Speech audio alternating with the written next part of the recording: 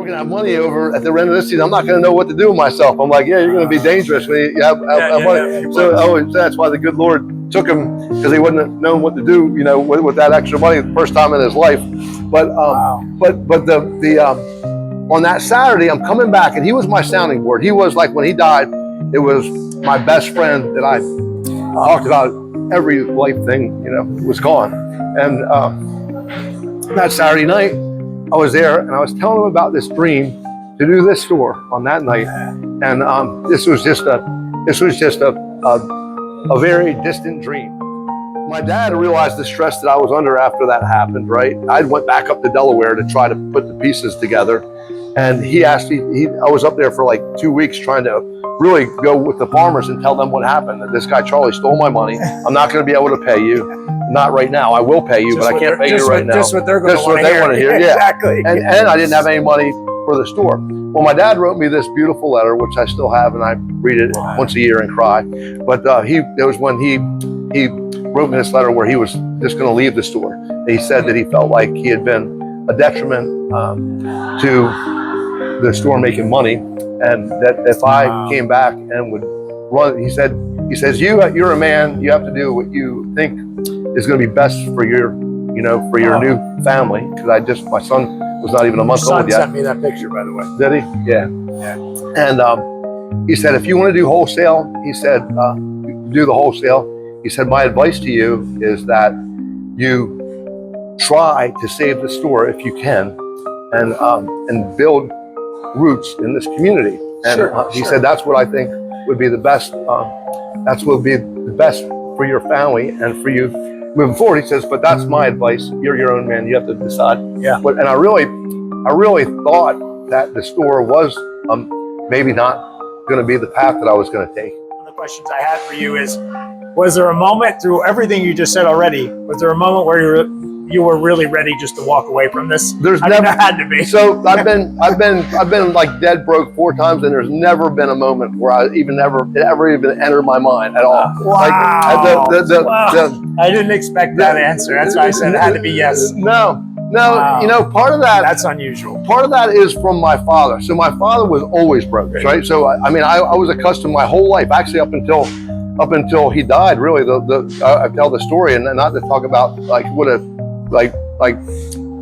poor businessman he was, because he's really like the most amazing man. And I everything that I learned that's good in my life came from him, and he touched so many people, and his love for people was amazing. Good morning. Good morning. Welcome back, everybody. We have a real treat for you today. A man that needs to be unnamed, but we're going to talk about that in a minute. So stay tuned. This is our 100th episode. We're super, super excited. And the start that I have for you is a little bit of history. What I have for you is when Alfie Oakes started a produce stand in the 1930s, he likely could not have foreseen that his no-frills business would grow into the largest independently owned agribusiness in the region. Under the management of his son Frank and his grandson Alfie, Oakes Farms grew exponentially. Born in Delaware City, Delaware, attended North Naples High School, helping his family at the age of 5 and starting his own agribusiness at only age 18, planting and selling tomatoes, strawberries, and zucchini. When his crops were destroyed by a freeze in 1989, he began importing tomatoes, of all places, from Honduras. His early beginning ventures were challenging, such that he moved to Western Texas to sell watermelon.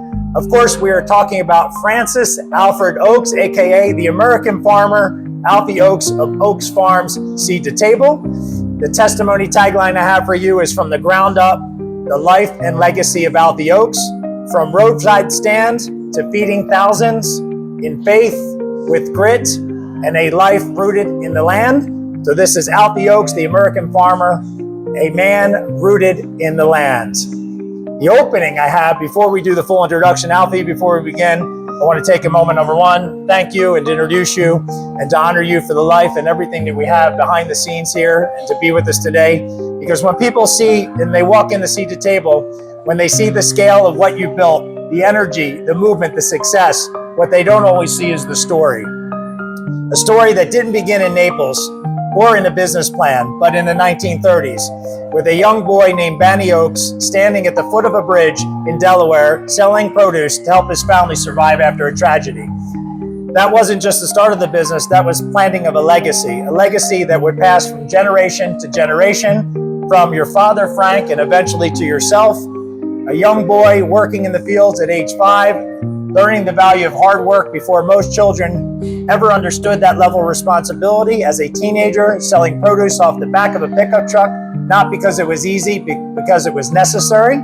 A young man who took risks, who faced failure, who lost crops in a devastating freeze, and didn't quit, but adapted, pivoted, and kept going. And today, you oversee thousands of farmland, employ thousands of employees, and have built something that didn't just feed families, it brings people together. But through it all, you never left the soil, you never left the roots.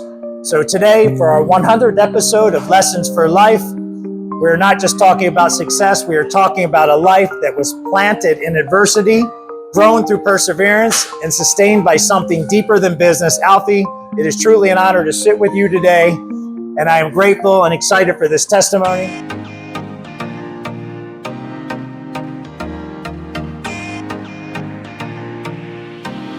Of course, this is Lessons for Life. We are at the greatest grocery store in the land. This is Seed to Table in Naples, Florida. We're typically here on Tuesdays. If you're ever in town, you can meet all three of us. We're usually downstairs having coffee. This is Alfie Oakes, the founder of Seed to Table, and what a blessing it is for Bill and I's 100th episode. This is Lessons for Life with Dr. Ron, Bill, and Alfie Oakes today. Well, Ron, thank you for having me here and thinking about me on the 100th episode. When you called, it's an honor to be doing this here. I remember when you first, I can't believe it's been already close to 2 years, when you asked if it would be okay to do these podcasts here at the store. And the store is an incredible sense of community here in many ways, and almost every day there's something going on at the store that has to do with the community, and that was very much in the intention that we had in creating this store, is that it wasn't going to be your general white antiseptic grocery store, that we're going to make something that is warm and loving, and the culture that we were going to have here with the employees was going to be one that was inviting, and through the grace of God, we pulled that dream off. When you say that I built this store, I heard you say that,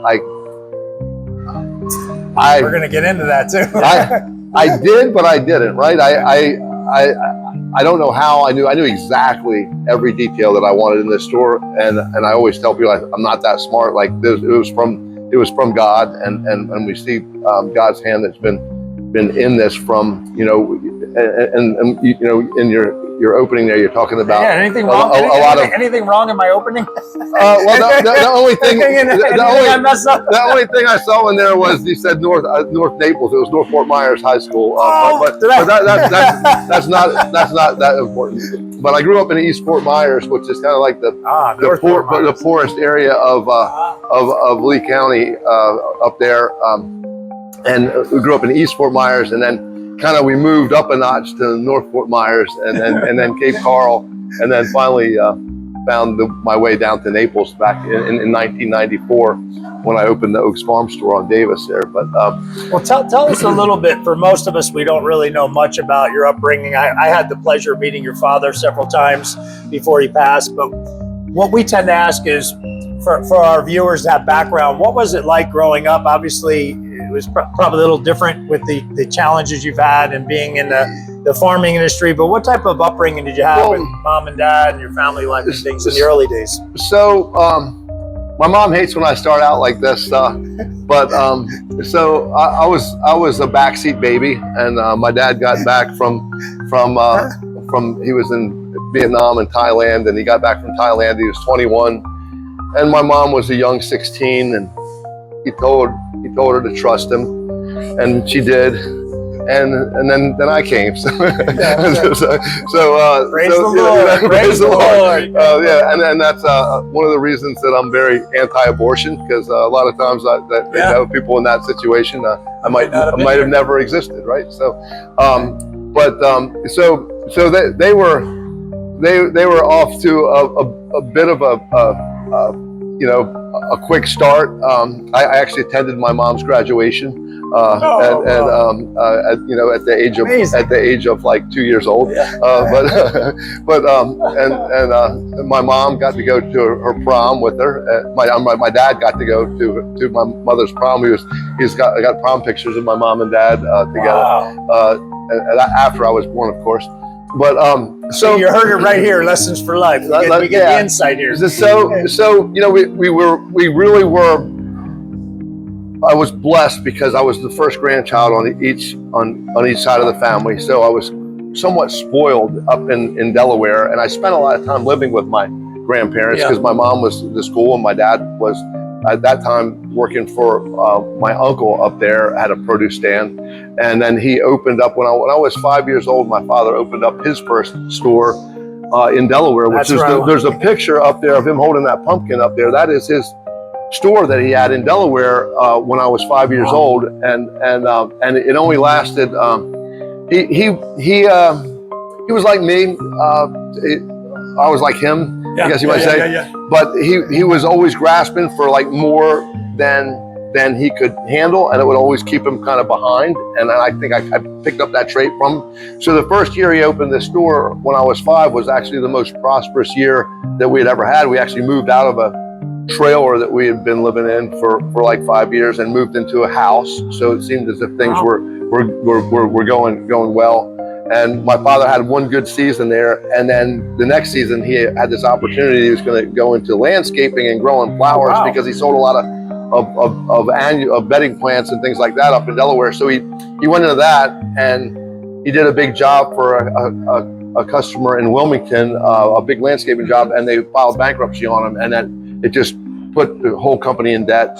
They had bad checks everywhere, and we kind of fled to Florida, which seemed like a bad thing, maybe.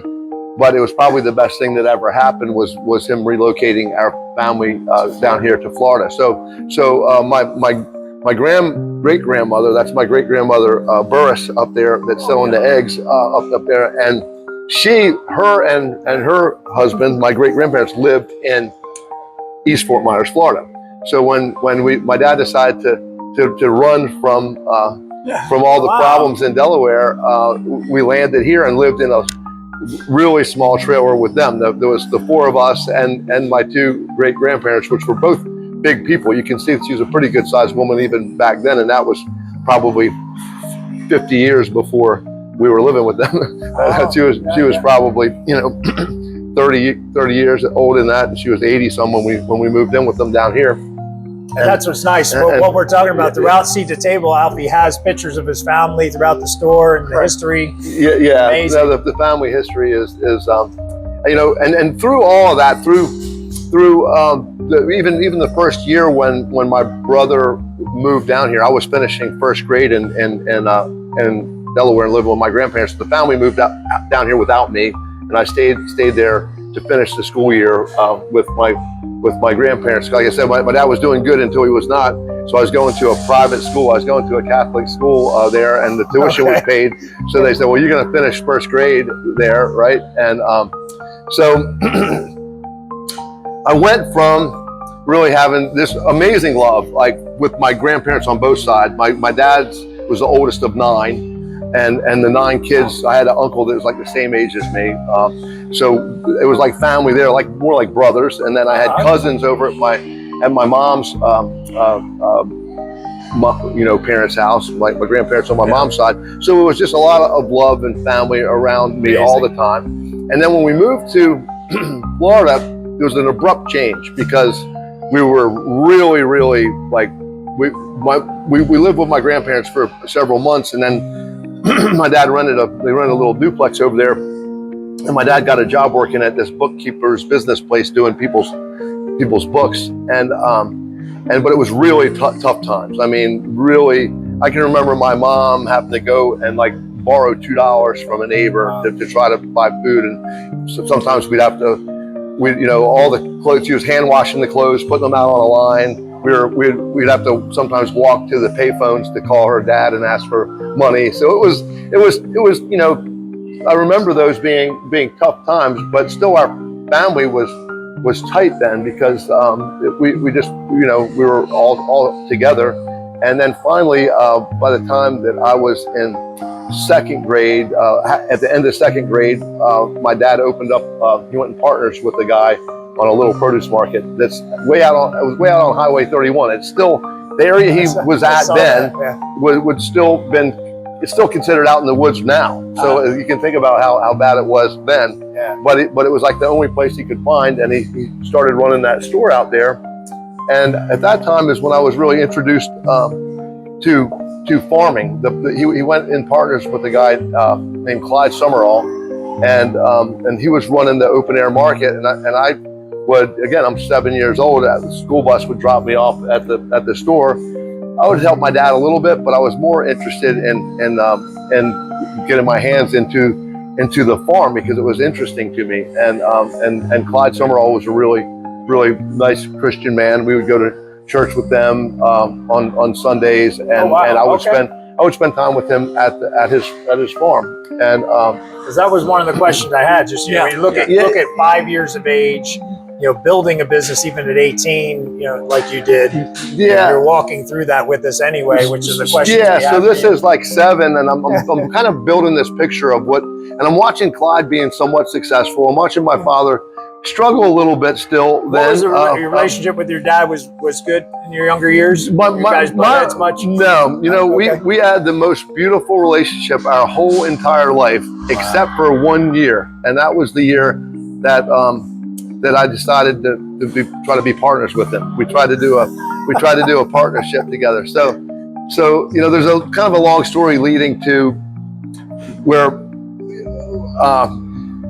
I made a lot of money when I was 21 years old. I went to Honduras, made $1 million. I mean, I'd never seen $50,000. I made $1 million in 4 or 5 months, and came back from Honduras. How'd you get to Honduras? The Honduras thing was so this is where did you know that? No, I didn't know that. This is where I knew we bought food from there. Yeah. No, this is where kind of being really, I would say, having big balls and being stupid and being lucky and stupid, right? So there's like a combination of those 3 things. Because the reality of it is so. I mean, by the time I was 16 years old, I was really making more money than my parents. I was still living at home at that time. But I was doing these roadside things, and even I started doing it when I was really 14 years old. And I talked to this guy that had, it was on the corner of, the corner's not even there anymore, but it is, but it's just offset in North Fort Myers at the corner of Highway 78 and Pondella Road comes out there, kind of close to where Del Prado comes out. So this guy, it was called Pressures. It was like an equipment place, equipment rental or something like that. But the guy owned it, and he was a nice guy. And I went in there one day as a 14-year-old kid and asked him, like, could I like, it was a really cool corner, and his place was inset. I'm like, could I sell produce on your corner? And I'm a 14-year-old kid, and he's like, yeah, sure, kid. So I couldn't drive then. So I'd quit. Why not? My dad had this little store. It was a little 7-Eleven store that was over on Palm Beach Boulevard. It's still there right now. The building's still there, right by Morse Shores and right off the interstate. And he had that store. And I was working for him. Like, I would work weekends, and then during the summertime, I would work all the days and even work nights. So a lot of times I would come in with him. He would go to the Tampa market. Like, he'd go to the Tampa market at 2 o'clock in the morning. Yeah. And he would drop me off 2 o'clock in the morning. He'd drop me off at the store, and then he'd go to Tampa, and then I would actually dial the store in, like set all the produce up. So then when he would get back at 7, 8 o'clock in the morning, he'd be back with his load of produce, and he had wholesalers here, and the wholesalers would come in and they would talk about how great the store looked. So I was getting a lot of affirmation from him and from the customers of like, oh, your 12, 13-year-old son's doing an amazing job with the store. And it was really because I had time at night to really like get creative and make good displays, and it kind of give me this confidence, right? And then I was 14 years old, and I had to tell my dad that I was quitting, and he was kind of upset with me because he didn't want to I was actually a help, and he was paying me like $2 an hour, so it was a good deal for him. And I think he had offered me more money, and I just said no. I want to do my own thing, right? But I said I want to buy produce from you. So I'd watch these wholesalers coming in, and I started setting up at the roadside, and I would order, for the weekend, I'd order from him. I'd be like, I need 100 watermelons, and I need 20 cases of tomatoes and 10 cases of lettuce, and I'd just make a big display out there, and he would deliver it to me, and I would sell it. Well, my mom had a dishwasher that he had bought and it was one of them roll-around dishwashers. I don't know if you don't even see them anymore. But she didn't use it. She ended up in the hand wash it. So I was using it as a safe. But I would be riding my bike back and forth with this thing. Like I'd get all this money and I'd stuff it and be bringing it back. And I started it. By the time I was like 15 or 16 years old, I was clearing $800 or $1,000 a week profit out there on the weekend of this thing. And even the guy that was renting me, that let me sit on the spot, is like, you're gonna have to start paying me some rent here, because you got a legitimate business going on, And so then when I got my restricted driver's license, which was like 15, I went to a better spot and started setting up at the Cape Coral Bridge, which had even more traffic, and I started selling and even making more money. And so then through the time that I was in school, and I like to party and have a good time and everything like that, but my weekends were business. So all my friends would be like beeping at me as they were heading to the beach, going across the Cape Coral Bridge, and I was there grinding out, selling produce. But then when I graduated high school, I had saved about $50,000 that I'd saved up that I could open up my first business with, and I opened up a place called Hancock Farms on Hancock Bridge Parkway, and that was year one. I was 18 when I opened that, and then when I was 19, I did my first little jump into farming, just a little bit of U-pick, like tomatoes, strawberries, just to grow. I didn't know what I was doing at all, and I had some friends at North Fort Myers High that were farmers, the Chastains, which are still up there farming watermelons, so again, from my early childhood, I was kind of fascinated with the farm part, and I watched my dad was still not doing really well business-wise. He was the most amazing man, but he was really bad at business. And from the earliest, honestly, from 12 years old, I remember watching this one company called Wolfer Produce had all the new trucks. He was the big produce distributor in Fort Myers, and his trucks were new, and he was making money off my dad. And I watched the farmers come in with their new trucks and bringing this stuff in, and I watched my dad kind of struggling a little bit. And it wasn't that he had his own problems. He really liked the dog track and sports betting and things like that, which I didn't really understand at the 12-year-old that was where maybe some of the money was going. But without understanding what vertical integration was, I just one day I want to have vertical integration. I want to have the farming and the distribution and everything like that. But I didn't know what it was. I just knew that all these guys were making money and it all worked together, right? And that I really saw that vision from that 12, 13-year-old age. All right, hold that thought. Give us a thumbs up. If you're liking this, we got the word enjoy behind Alfie. Like and subscribe to our channel, Lessons for Life with Dr. Ron, Bill, and Alfie Oakes. The title for the testimony was From the Ground Up, The Life and Legacy of Alfie Oakes. I think you're seeing that clearly now. The roadside stand to feeding thousands, from faith to grit, which he's already covered, and a life rooted in the land. What a blessing. I hope you guys are really enjoying this. And one of the things I wanted to make sure we didn't bounce over, tell me about, so it sounds like you did run through your first little struggle with the freeze situation, right? Yeah, so let's not skip that, because I think there's an important thing there. So I was leading right to that, which is I did the little U-pick farm. That was when I was 20. When I was 21 years old, that was 1989, I did my first crop ever, actually on that property. I grew 40 acres of zucchini squash, and I planted that squash in November, and it was squash in the winter months, like November, December, takes about 7-8 weeks to get to fruition. It was just at fruition on Christmas Day, and then we had the Christmas freeze of '89. Oh. So that froze, the first crop that I ever grew on a commercial level, froze to the ground right at the time that it was frozen. It's still the worst freeze that we've had in recorded Florida history, that 89 freeze. We had this freeze this past year that was a bad one. It was probably maybe the third worst freeze in my lifetime that we are going through. The effects of it right now. You were on the farms. You guys were lighting fires and everything to save the watermelon crops and all that. That's the crop that we're harvesting today. So we're harvesting that melon crop that we saved today. And through the grace of God, for sure. The melon market is the most expensive I've ever seen it. The watermelons right now at the farm are bringing $400 a bin at the farm, which that's for like a 40 count watermelon. It's like $9 a piece at the farm. So if I'm shipping, like if you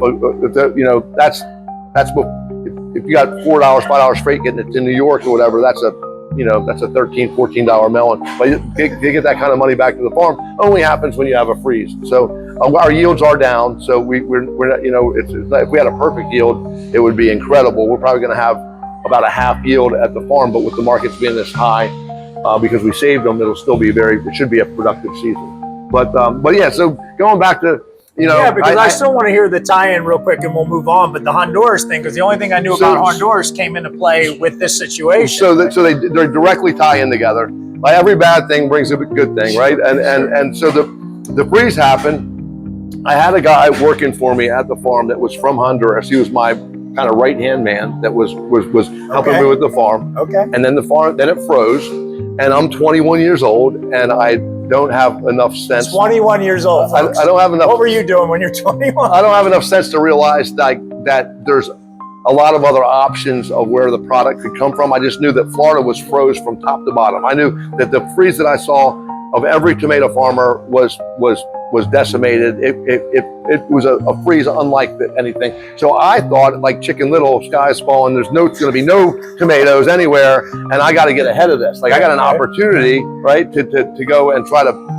So the gentleman that I had working for me, his father, and if it wasn't for him, I would have never went to Honduras. He said, my dad's over in Honduras, and we could go over there and buy tomato fields. And I'm like, how fast could we do it? He says, if we need to do it, we need to do it right away. So the very day, the day after Christmas, it froze on Christmas Day, on the 26th, I was over at Miami International with all the money that I could get. Like it was just pre 9/11. I had back then you could kind of get, like I had 3 different checking accounts, and you could pull a little money out of the checking account. The checks wouldn't catch up. I think they call it kiting checks. Oh yeah. But I learned that from my dad back in the day. So I was able to get like probably an extra $10,000 or $15,000 there, and then I borrowed $5,000 from my uncle, which was really like the smartest businessman in our family. He had a little roadside store out going towards Sanibel Island for like 25 years. It's still there, so it's on McGregor and John Morris. The uncles always make a difference. He was heavy on my mind last night. It's funny we're talking about him right now. But he lent me $5,000. Anyway, I went over there with around $35,000, maybe $37,000, and it was all stuffed in my pants. And I remember I'd never been out of the country before. I leave out of Miami International, fairly newly built then in '89, and I arrived in San Pedro Sula, Honduras, and we didn't pull up to a terminal. They just let the steps out, and we got out, and there's like these guys like army garb with ARs and they really had like a plywood door, like the Flintstones at the airport. They would move the plywood out for you to go in, and it was a little intimidating. And I'm over there, I don't really speak Spanish. And you're 20. And you're 21. I'm 21. I am guys carrying ARs, AKs. I am with the guy that we're meeting. Going to meet his father there. So I come over, and his father. The first thing his father tells me is that he can if I give him my cash, he can get me lempiras, which is the currency there, at 4-to-1 rate, which the bank rate was 2-to-1. And almost I'm feeling like, I don't know if I trust this guy that much. Like I trust him, but do I trust him? I'm not going to give him all my money. So I gave him some money, and he gave me the lempiras. And it was true that there was this volatile currency going on at the time in Honduras, that the banks there was a black market for cash money. They needed cash money. So it was legit that he had people that wanted to buy agrochemicals or whatever that wanted cash dollars, and I ended up getting the 4-to-1. So it automatically like doubled my my 37,000 turned into 74,000, right? And we, you know, one of the most expensive things was the deposit I had to put down on the car. It was like 5,000 lempiras, which was still like 1,200, like even with my rate of exchange. But while I'm there, I'm going around and I start buying these tomato fields over there, like the crops from these growers, and I'm giving them good money for it, like more than they would make. They would normally sell that on the local market there. They would grow those in Honduras. They would supply a lot of Central America. But I was giving them like all their money up front that they would have made off the crop. And I'm thinking, why am I the only smart guy that's down here buying these tomatoes? Like I was kind of perplexed. I'm like, am I that genius at 21 that no one is doing this? Well, the reality of it is that Mexico still had a very good crop of tomatoes, and that they probably had a little better than 50% of the market. So the market wasn't going to go to like I thought it was. And a little by little, as we're getting into like 8 or 10 days in there, I'm starting to realize this, and maybe realizing that I'd maybe made an error. But still the market with 50% of the supply being gone in Florida, it's going to be up, right? But is it going to be up enough to make this work? So in my ignorance, I thought I was going to be able to buy like cardboard boxes there. There's no cardboard boxes that I could buy there. Nobody would sell me cardboard. So I had to have these guys make these wooden crates, and they were only like 15 cents a crate because with my rate of exchange, you know what I mean? So I finally got my first load shipped out. It was probably 10 days in. So you know, a little bit after the first of the year. It was hard to get things moving because the people take the holidays serious over there for the New Year's and all that. Absolutely. And we got our first load out probably around the 5th or 7th, and it hit into Miami. I had actually worked a deal. This is where this all began, everybody. This is how this thing kind of. I worked this deal out where I could air freight the tomatoes over on Honduran-based airlines called TAN Airlines. They would take the lempiras. If I was going to ship it on the boat, which I intended to ship them on the boat was owned by Chiquita Banana Taylor Railroad, and they wanted U.S. currency. So I didn't get any savings. I have to pay boat. So it cost me the same amount of money to air freight them, but I could only do like $1,200 at a time. So my first load comes in.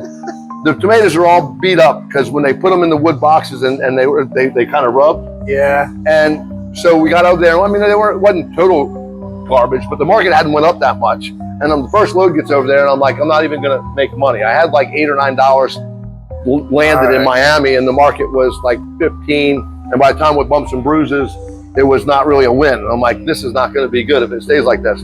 Well, by the 2 days later, I'm getting ready to put my second load together, and a hard freeze comes in Mexico and freezes Mexico out.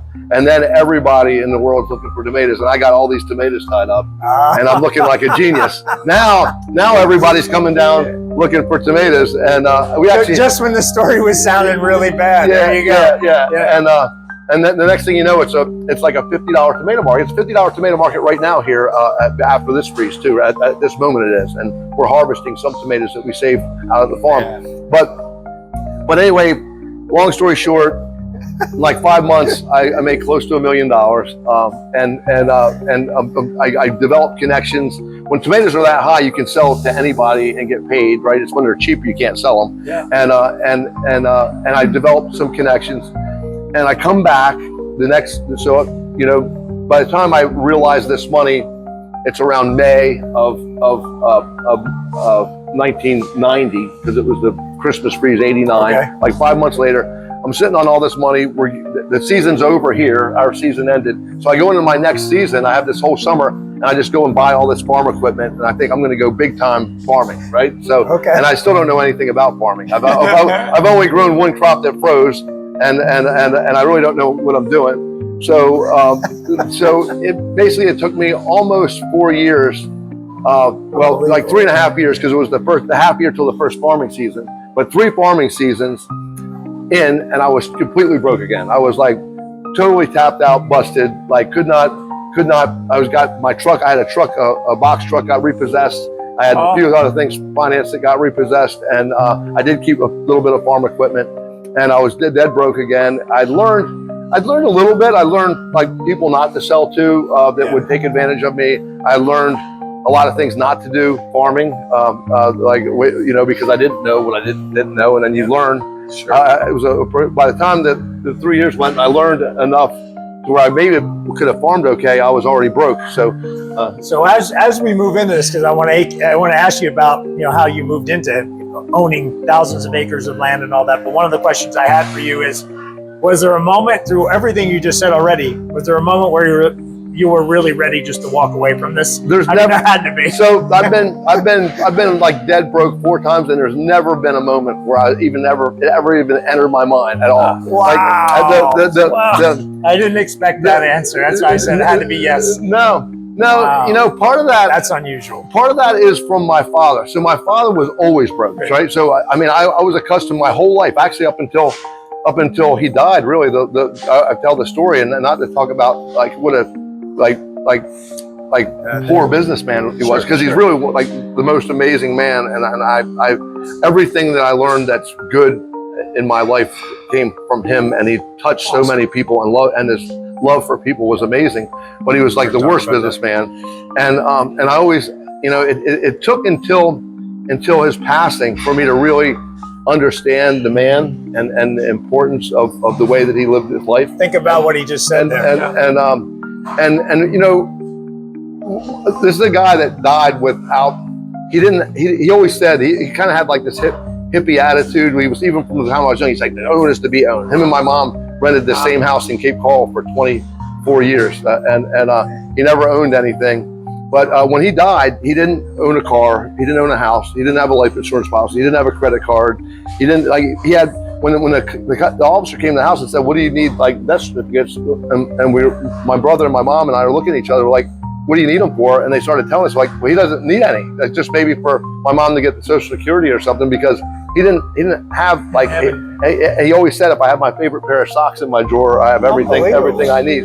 And and what really what occurred to me later on is that he lived the American dream as much as anyone that I ever know, without ever really realizing or making money, because the American dream is that you have this goal that is achievable, that's within your grasp, right? And he was always the dreamer, and he was always had these big ideas going on, and he was always trying to get there, and he was bringing in these partners and having these he was ahead of his time on the organics and all these different ideas. Sure was. And he lived this amazing life where he was always like grasping for that, and it just kept him happy and going.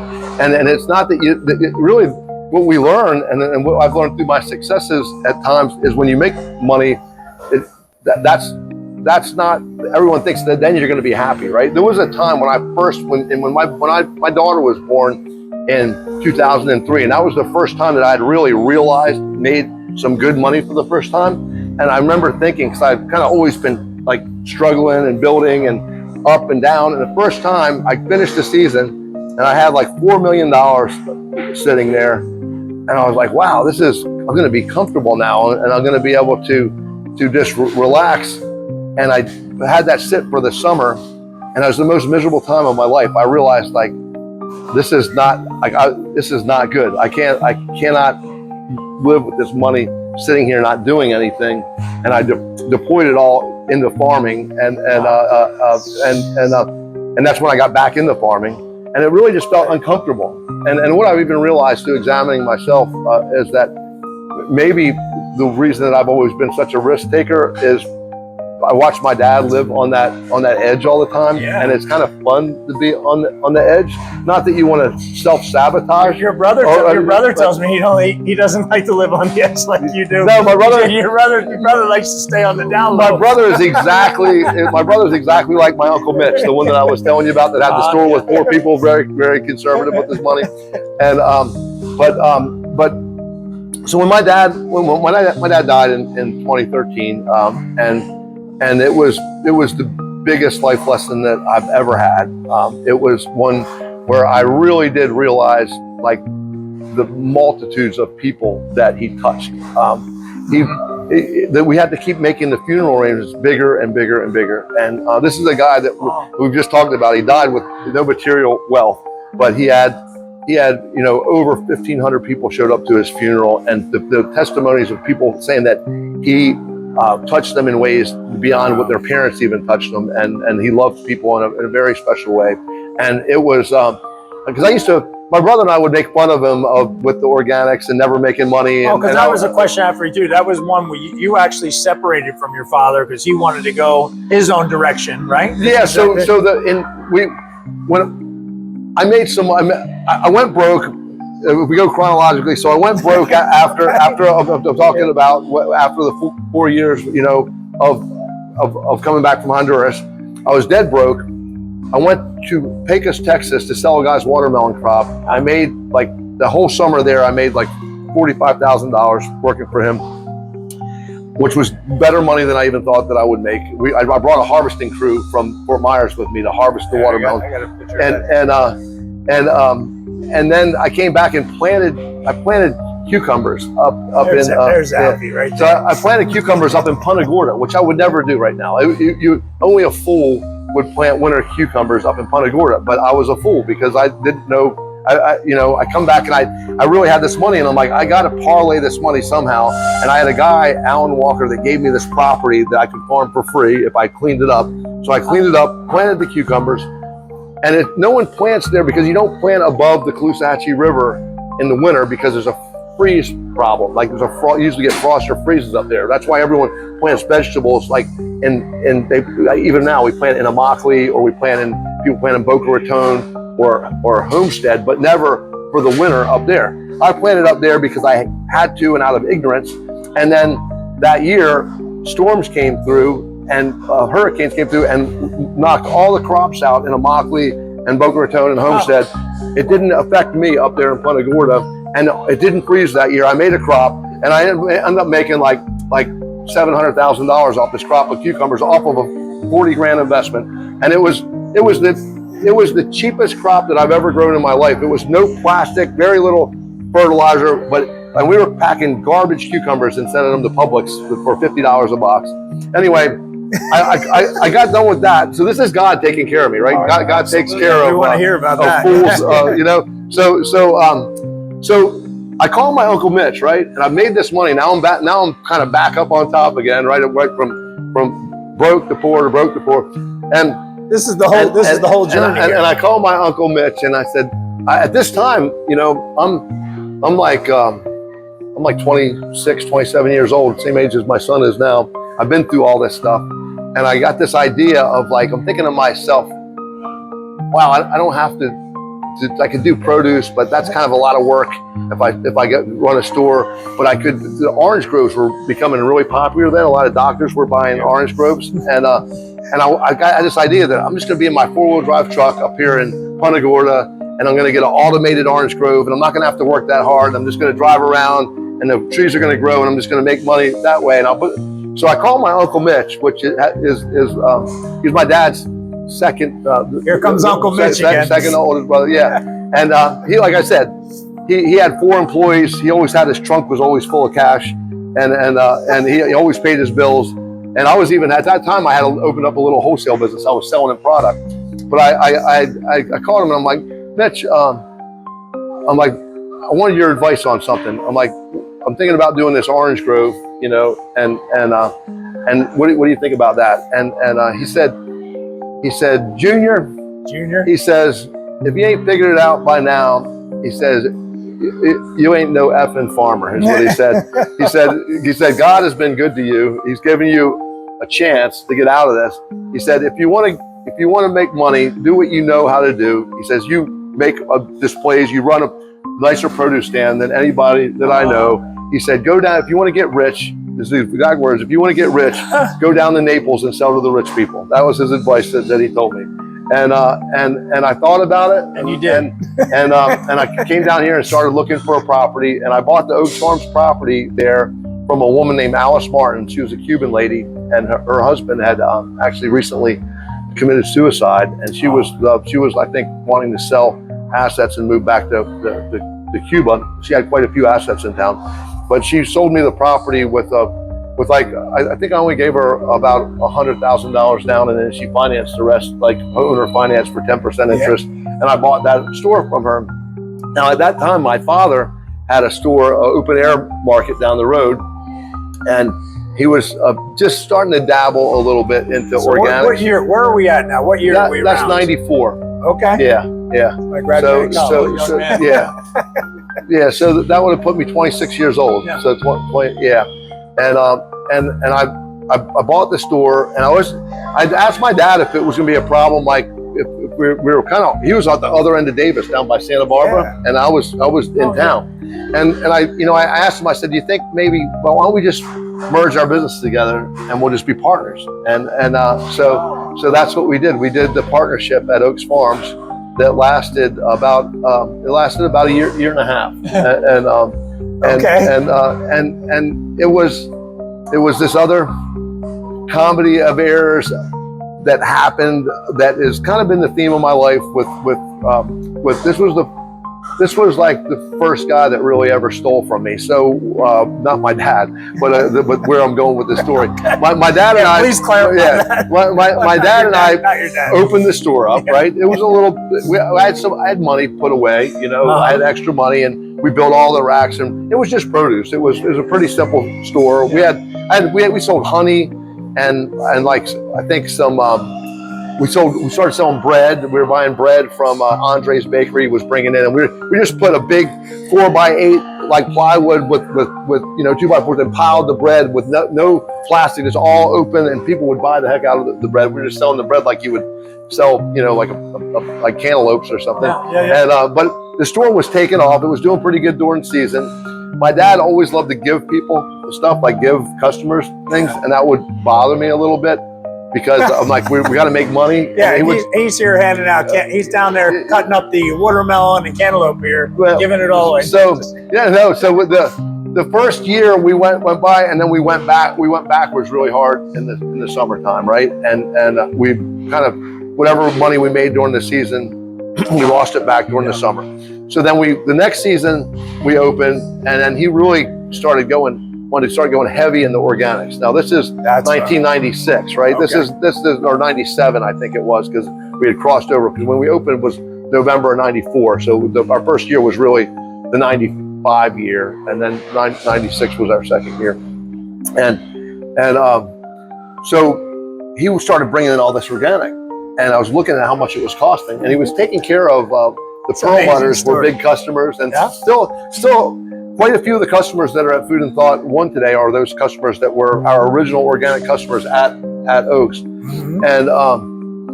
and he was more running the show, and I was doing my. Your father was way ahead of. He was way ahead. He was way ahead of the organic thing. He was doing organic when you're kind of a weirdo doing it, and then the next year we had like a little bit better season, but he was really trying to incorporate the organics, and we were kind of losing money on the organics, and we were starting to get a little bit of friction. I could see the first time ever. And I was trying to pull myself away from the store some, and I opened up I rented a place in Immokalee where I was buying and shipping product, making a little bit of money. And then the watermelon season came, and I decided, I told my dad, I said, this summer I'm gonna just broker watermelons, like buy and sell watermelons up the coast, and I'll supplement money to feed the store during the summer. Instead of us going backwards, I can probably make, $50,000 or $100,000 during the summer while you're running the store. We don't need both of us working the store during the off season, right? So at that time, my son, I've been living with Deanne, but Deanne had come to work for me as a cashier at Hancock Farms, and his wife. And she when she came to work for me, she was had just recently divorced with a 1-year-old child. Okay. And that's my stepson Dane, the oldest. And we more out of a convenience moved in with each other at that time, and because she was working at this is going back before Oakes Farms. This is like my first year at Hancock Farms. I'm 21 years old. And we really just shared. And again, 21. We shared a home together, and we lived together until 1998 is when this second season or third season at Oakes Farms, when she got pregnant with Kyle, him there, and we weren't married, and I was following the melon crop up the line. The store was doing really bad there, so this is like our third third like season, but the summer was worse than before. And my dad was, I don't know what was going on, but he was like, had a lot of bad checks around town. Like he was not being able to pay the bills. I was trying to use all the money to buy watermelons. And on September 1st, which was almost the end of the watermelon season that finished, I was up in Delaware, and I flew back here to get married to Deanne on September 1st. We went to the Justice of the Peace or whatever on September 3rd and got married. Okay. And then Kyle was born on September 9th. Well, somewhere in between September 1st and September 9th, when I was here, I had handed the bank account over to a guy, Charlie Anicelia, was an Italian guy that was helping me in Delaware, and he wiped my whole bank account out of everything, and I put him as a sign on account. So he ended up taking around $500,000, but the money that was really mine was less than $200,000. I owed the farmers all that money that was coming in, but he made deals with the customers. If they sent the money with a 10% discount, he got the money in and took off. And then I tried to like, you know, take legal action against him, but they said it's a civil matter. And I just end up kind of taking my lumps. I'm down here in Florida. I'm broke. My dad then was waiting for me to send the money that I was making, like to infuse another $100,000. If you didn't know there was some troubles behind the story of Seat to Table, now that you see it now, when you all come here, this is the backstory. So my dad realized the stress that I was under after that happened, right? I went back up to Delaware to try to put the pieces together. And he asked me, I was up there for like 2 weeks trying to really go with the farmers and tell them what happened. That this guy, Charlie, stole my money. I'm not going to be able to pay you.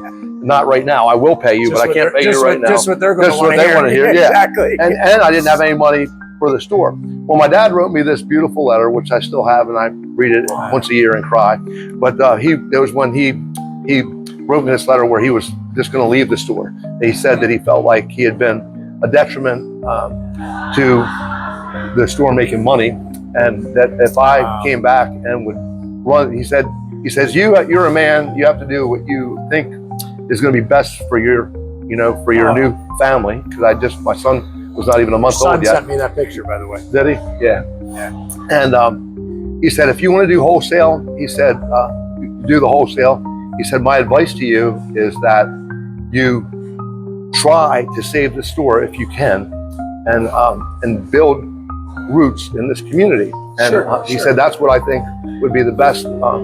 That's what would be the best for your family and for you moving forward. He says, but that's my advice. You're your own man. You have to decide. Yeah. And I really thought that the store was maybe not going to be the path that I was going to take, and that I was going to do the wholesale, because I kind of like the high energy of it and the ability to make money quickly. But then I also realized that like the guy Charlie stole everything from me, and I had one more talk with my father about that.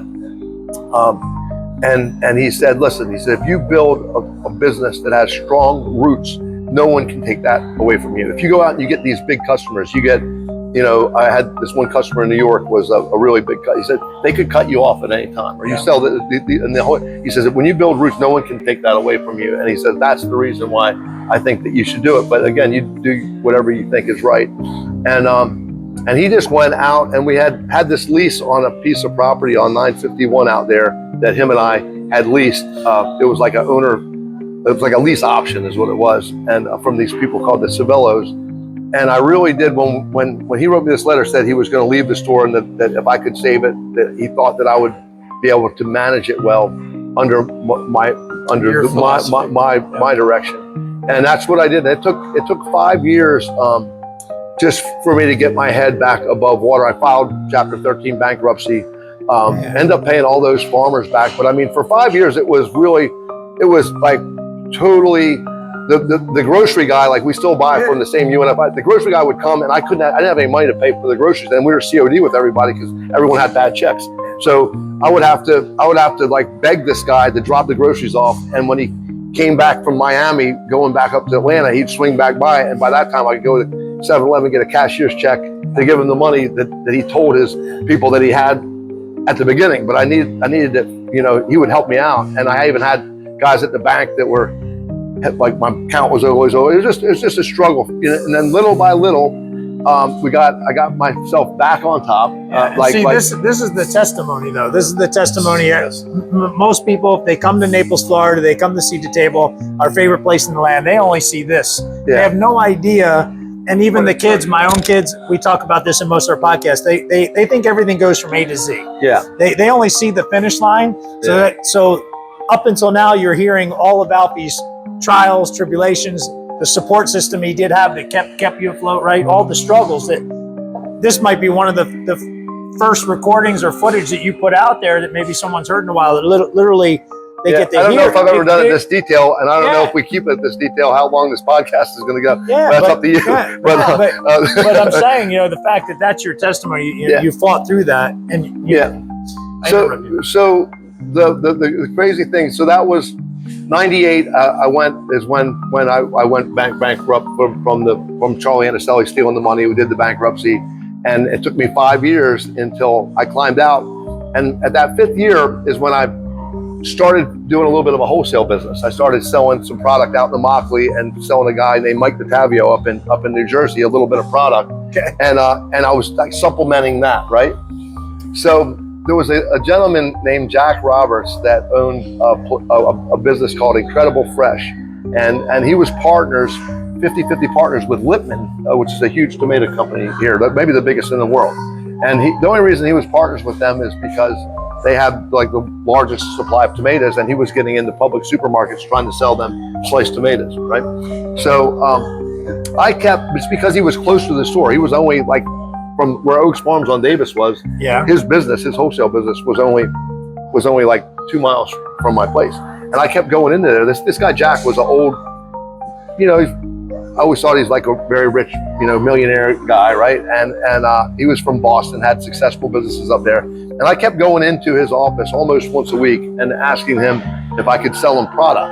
And he's like, he said, Alfie, I like you. You're a nice guy, but like, why would I buy product from you? You're like a pin hooker. A pin hooker is the term because I would just buy the stuff for cash from the Immokalee guys, and I had a lot of good farm relationships with people out there, but I didn't have farms, right? And I'm like, because I'll take care of you, Jack. Like I'll make, like if you tell me like to jump, I'll jump. And he's like, yeah, but I just don't have a need for you. And I'm like, well, if anything ever happens, right, that you need because he was running the processing company, and another thing that was called Collier County Produce was a distribution center out of that building on Mercantile Avenue. And for almost a year, I went by all the time. I'd take donuts up there and just say anything I could sell you. And finally, one day, squeaky wheel, man. He kept going. He kept going. One day, he needed some squash. They got a new item in the Publix, and he said, "You know what?" He says, "Bring me like 4 pallets of squash." And I'm like, "Okay, I got it in the door." So I come and make sure it's all perfect squash, and every delivery goes good. A few more months go by, we start building up a few items, and I'm starting to do a little bit of business with him. He would never buy any tomatoes from me because I knew they were using, at that time, they were using like 4 or 5 semi-loads of tomatoes a week. And I'm like, could I just sell like 1 load? Yeah. But I never really sold gas green tomatoes, like the ones that are picked green, or they're ripened, and that's what he was using. I always use vine ripes for my stores, right? So this time, this is about, I'm gonna say this was probably in 2005. He finally, we're working our way up. He gives me at the beginning of the season, it's like October, the beginning, probably 2004. So it was the beginning of the 2005 season. Our Immokalee season starts around mid-October. And there had been a bunch of bad weather up in Quincy, and there wasn't any tomatoes around. So he finally gives me an order for tomatoes. Now at this time, I did leave one thing out. In order to supplement the store, I started going up to Delaware, and I opened a little roadside store in Delaware during the summer so that I wouldn't go back as far during our off season. It was just a small roadside store, and my brother Eric was running it, and I was doing that. And while I was doing that, I started going to the Philadelphia produce market, and there was a guy named Joe Procacci, like the godfather of produce up there. I never even knew that he lived in Naples or had any affiliation with anything in Naples at that time. But I was hustling on the Philadelphia produce market, and this guy named Jimmy Story, which owned Quaker City Produce, like really liked my conversation and hustle. He said, you need to meet Joe Procacci. I'm like, well, why would Joe want to meet me, right? But he says, no, Joe wants to meet you. So this one day, he gives me his Cadillac and lets me, I'm up there in a box truck. He says, just drive the Cadillac over to see Joe. The big Cadillac, right? This was yeah, it was the old school Cadillac.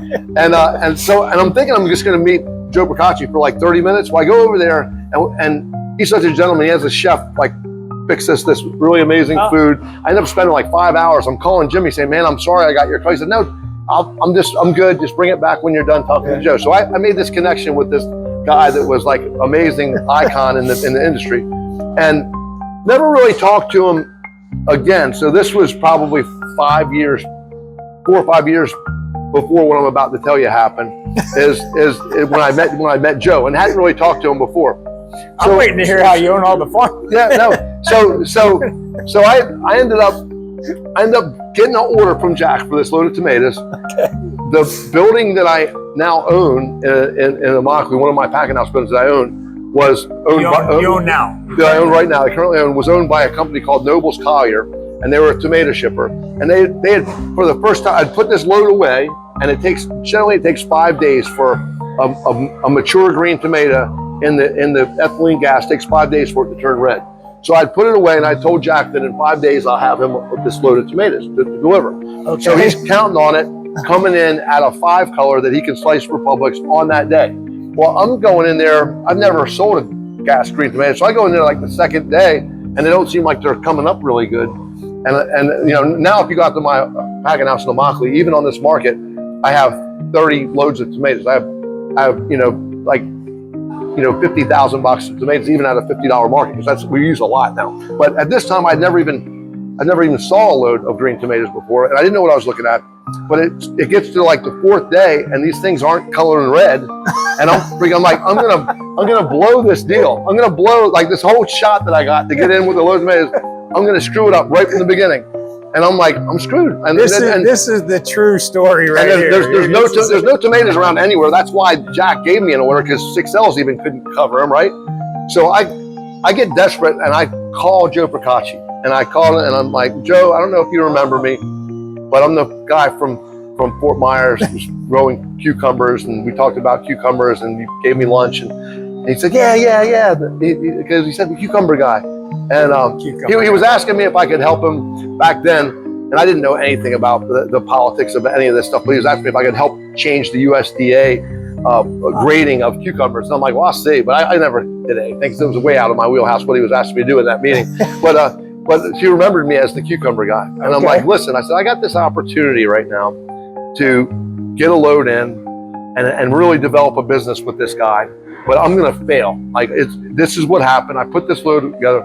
I said, can you help me, like, with the load? In between. So what I didn't know, I knew that he was a huge player in the tomato, but he had all the McDonald's. So he had all the big BLT had come out. He was supplying all the tomatoes for all McDonald's. And also I didn't know, but 2 years previous to that, he had bought Gargiulo, the company Gargiulo Tomatoes. He owned it. I didn't know he owned it. But he said, you go over to Gargiulo, and he says, you go in there and you walk around and you find whatever load you want. There's like 200 loads in there. You pick the load you want and tell them that Joe said to put it on your truck. And I'm like, and this is like, wow. I was used to people not giving me like $50 credit. I'm like, well, where do you want me to? You want me to give him the money right then? He said, you going to pay me for the tomatoes? And I'm like, yeah. He says, well, just pick it up. And I'm like, wow, this guy's trusting me for a load of tomatoes that was like at that time. How much money we talking? I would say $32,000, $35,000. And I went over there, and I remember going and picking the load, and I went into the office, and I told this guy, Dan, that's still there right now. He's still the guy. I buy millions of dollars worth of tomatoes from these guys now. I mean, millions in a month. Like we probably buy $20-some million worth of tomatoes from them a year. But I went into this guy Dan, and I said, Joe told me that I could get any load that I wanted in here, and I like the load in door number 32 is the load that I want. And he said, ah, ha, ha, ha. I'm like, no, really? Like he really told me I could get it. And And he said, who are you? And I'm like, Alfie Oakes, and I have the little store down there. He said, oh. So he gets on the phone, and then he's like, oh, yeah. So we bring the truck over. I make my delivery, and I actually lost money on that load. Like, so the money. You consummated the deal, though. Yeah, I lost like $4 a box. So I lost like $6,000 on the load, but I covered. And then by the time he needed the next load, the next week he was going to load the load that was in the cooler that I had put away was ready, right? So I put that one in, and already he was like, wow, the tomatoes are tight. There's not many around, and this guy comes through with me. I paid Gargiulo right away, and then I developed this relationship where I started selling him 1 load a week, right? And that was when I was making. When things got going, I started making like a couple bucks a box off these tomatoes. Like, so I was making like $3. I was making like $3. Yeah, but I got no extra overhead. I still got my retail store, and I'm making like $3,000-$4,000 a week extra money off of him, and it's going great. And then the next thing that happens is about 2 years into that. So we're keep building up to now we're at like 2007 or 8, and the hurricanes come through, and now this time I've had 2 years of selling him this product, and sometimes he's buying more from me, and I started to get a little bit more business, and I'm selling to my guys up in New Jersey, making a little money on them, and I'm starting to actually amass money, right? And not millions of dollars, but I got money in the bank account to the tune of hundreds of thousands, right? Dinner. I'm feeling comfortable, right? And this hurricane comes, and then Lippman, who he's partners with, it gets 50% of his business, of his money. They were making good money in this business. Were not shipping him the tomatoes, like they couldn't get them for him, and he's pissed. And he's like, the whole reason that you guys are partners, he said, I don't need you as a partner in this business. The only reason you're my partner is so that you get product. Right. And meanwhile, you're making all this extra money. Like, I should be first on the list, right? So I ended up buying tomato field up in Ohio, Is this when the farm started up? Well, no, not yet. No, I'm not farming at all yet. I don't have the money to farm yet. No, we have no farms yet. So this guy, unbelievable. This guy up in Ohio has this farm that made the hurricanes. I thought you started out having farms. No, and I bought this tomato crop from this guy for like $300,000 or $400,000 up there. Like, I went and looked at it, and I said, I just want all the tomatoes from it. And it was like, if the market went down, I just knew I was going to have the product. And basically, I came through with Jack with all the tomatoes that he needed. Yep. When Lippman wouldn't get him the tomatoes, and it was because of a hurricane, right? All the weather always changes everything, right? And so then Jack gets pissed off at his cousin. So he's 50-50 partners with them, and he tells them, Alfie, this guy that's a pinhooker, he's not even a farmer, he comes through with all the tomatoes for me, and you guys can't do with none. He's like, I'm tired of you guys, like, you're out. He says, now I'm buying all my stuff from Alfie. So he started buying all his tomatoes from me. His business is increasing with Publix, right? And I go for like 2 years selling him like all the tomatoes, and that's when I really start making money. I mean, at the end of that year of like 2009, I probably had more than $1 million in the bank, right? And then Lippman gets a new CEO. This new CEO comes in to Lippman, and they're pissed when they find out that they're not selling their partner Jack tomatoes anymore.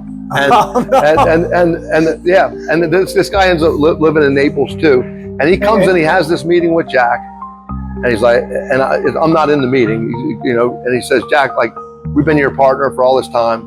You're buying the tomatoes from Alfie. We can do a better deal, right? And he said, his name was Kent Shoemaker. He lived actually in Naples, like in Port Royal or something. But this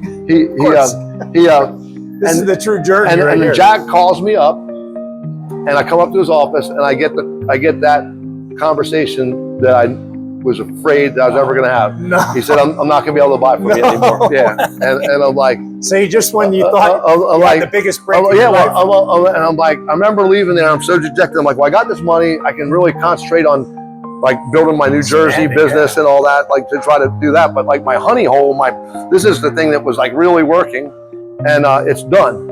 And I was really like just went. I actually went to the beach and I sat there and I just thought about, okay, I got to strategize. What is going to be the plan of how I'm going to move forward with this? Because everything that I was, the plans were done of where I wanted to build this thing to. I was planning on opening up a distribution business and some different things. So about 10 days go by and Jack calls me, and I guess they messed up some orders. They gave him tomatoes that were too green to cut. Yeah. And Jack just got pissed off at him. And he said, Alfie was doing a better job supplying me than you guys, right? He never, I had a crew of people that would roll all the tomatoes every day. He got perfect product from me. And he said, you can't do it. He said, I'm bringing Alfie back. Well, he brought me back in. Okay. Right? And I was already like shifting gears. Then he brings me back in. And then him and this CEO get in like a big blow about it, right? And there was this thing that was called, people in business might know about it. It's when you're a 50-50 partner, there's something called a push-pull agreement. Okay. And that's where a 50% partner can like say, I'm gonna give you this much money to buy the business from you, and you gotta give me the whole business. But if I make that offer to you, you then can give me that money and take it back. So it makes the money fair, because you're not going to tell someone an unfair amount, because then they can just push you out. So it's really a great way to do a 50-50 partnership. Well, I heard that here first too. Push-pull agreement. I had someone within the Lippman company that told me that they were getting ready to push Jack out. Now this is in like 2010. Jack had got hurt pretty bad in 2008. He had horses and different things. He had a place in Ocala, and it wasn't really doing well financially. He had opened up a seafood distribution business that was across the street from it that he'd put a lot of money into. It wasn't going particularly well. He was not in great shape. Lippman assessed I think they hired like a PI or something to assess his, and they valued the business at that time. I think the real value of that business by the money it was making would have been worth probably $7 or $8 million.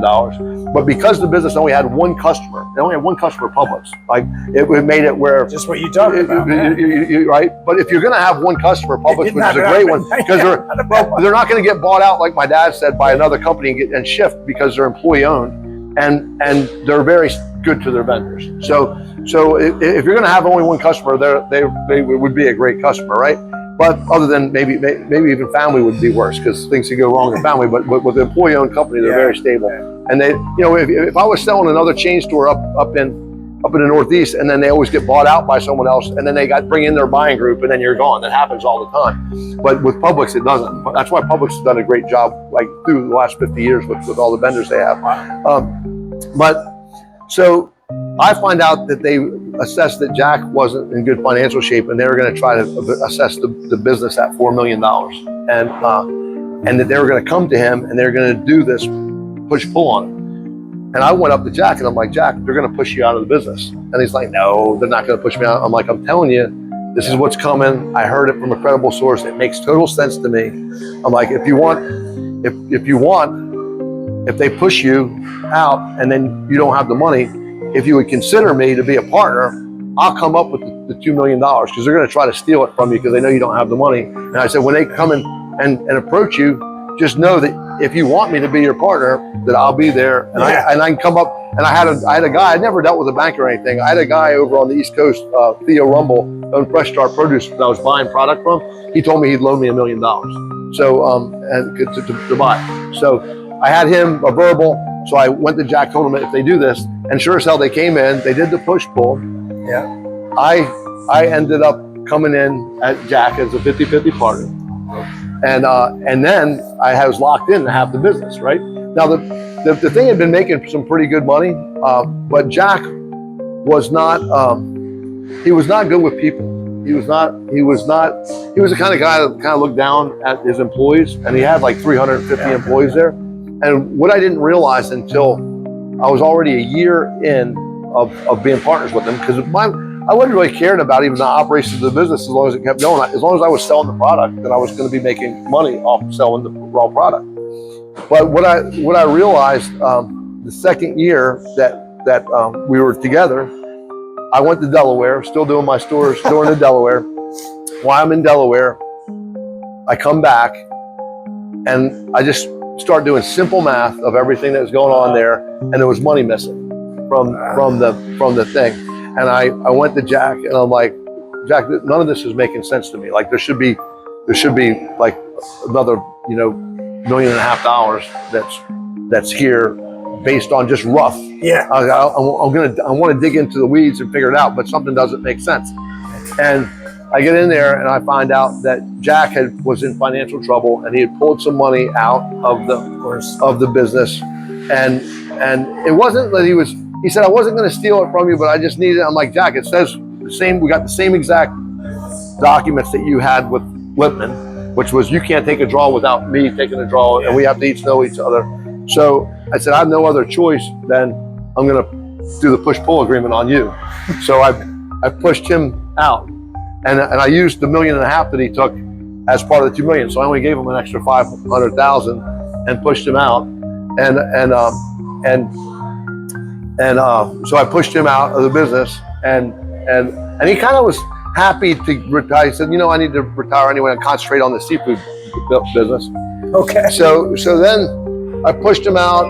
We really got aggressive with the trying to get the customers in line and everything. But what I didn't realize the day that I took over the business for the first time as 100% owner and was running it, because even when I was 50-50, he had a deal where he ran the business, even with Lipman. He was the guy that ran it.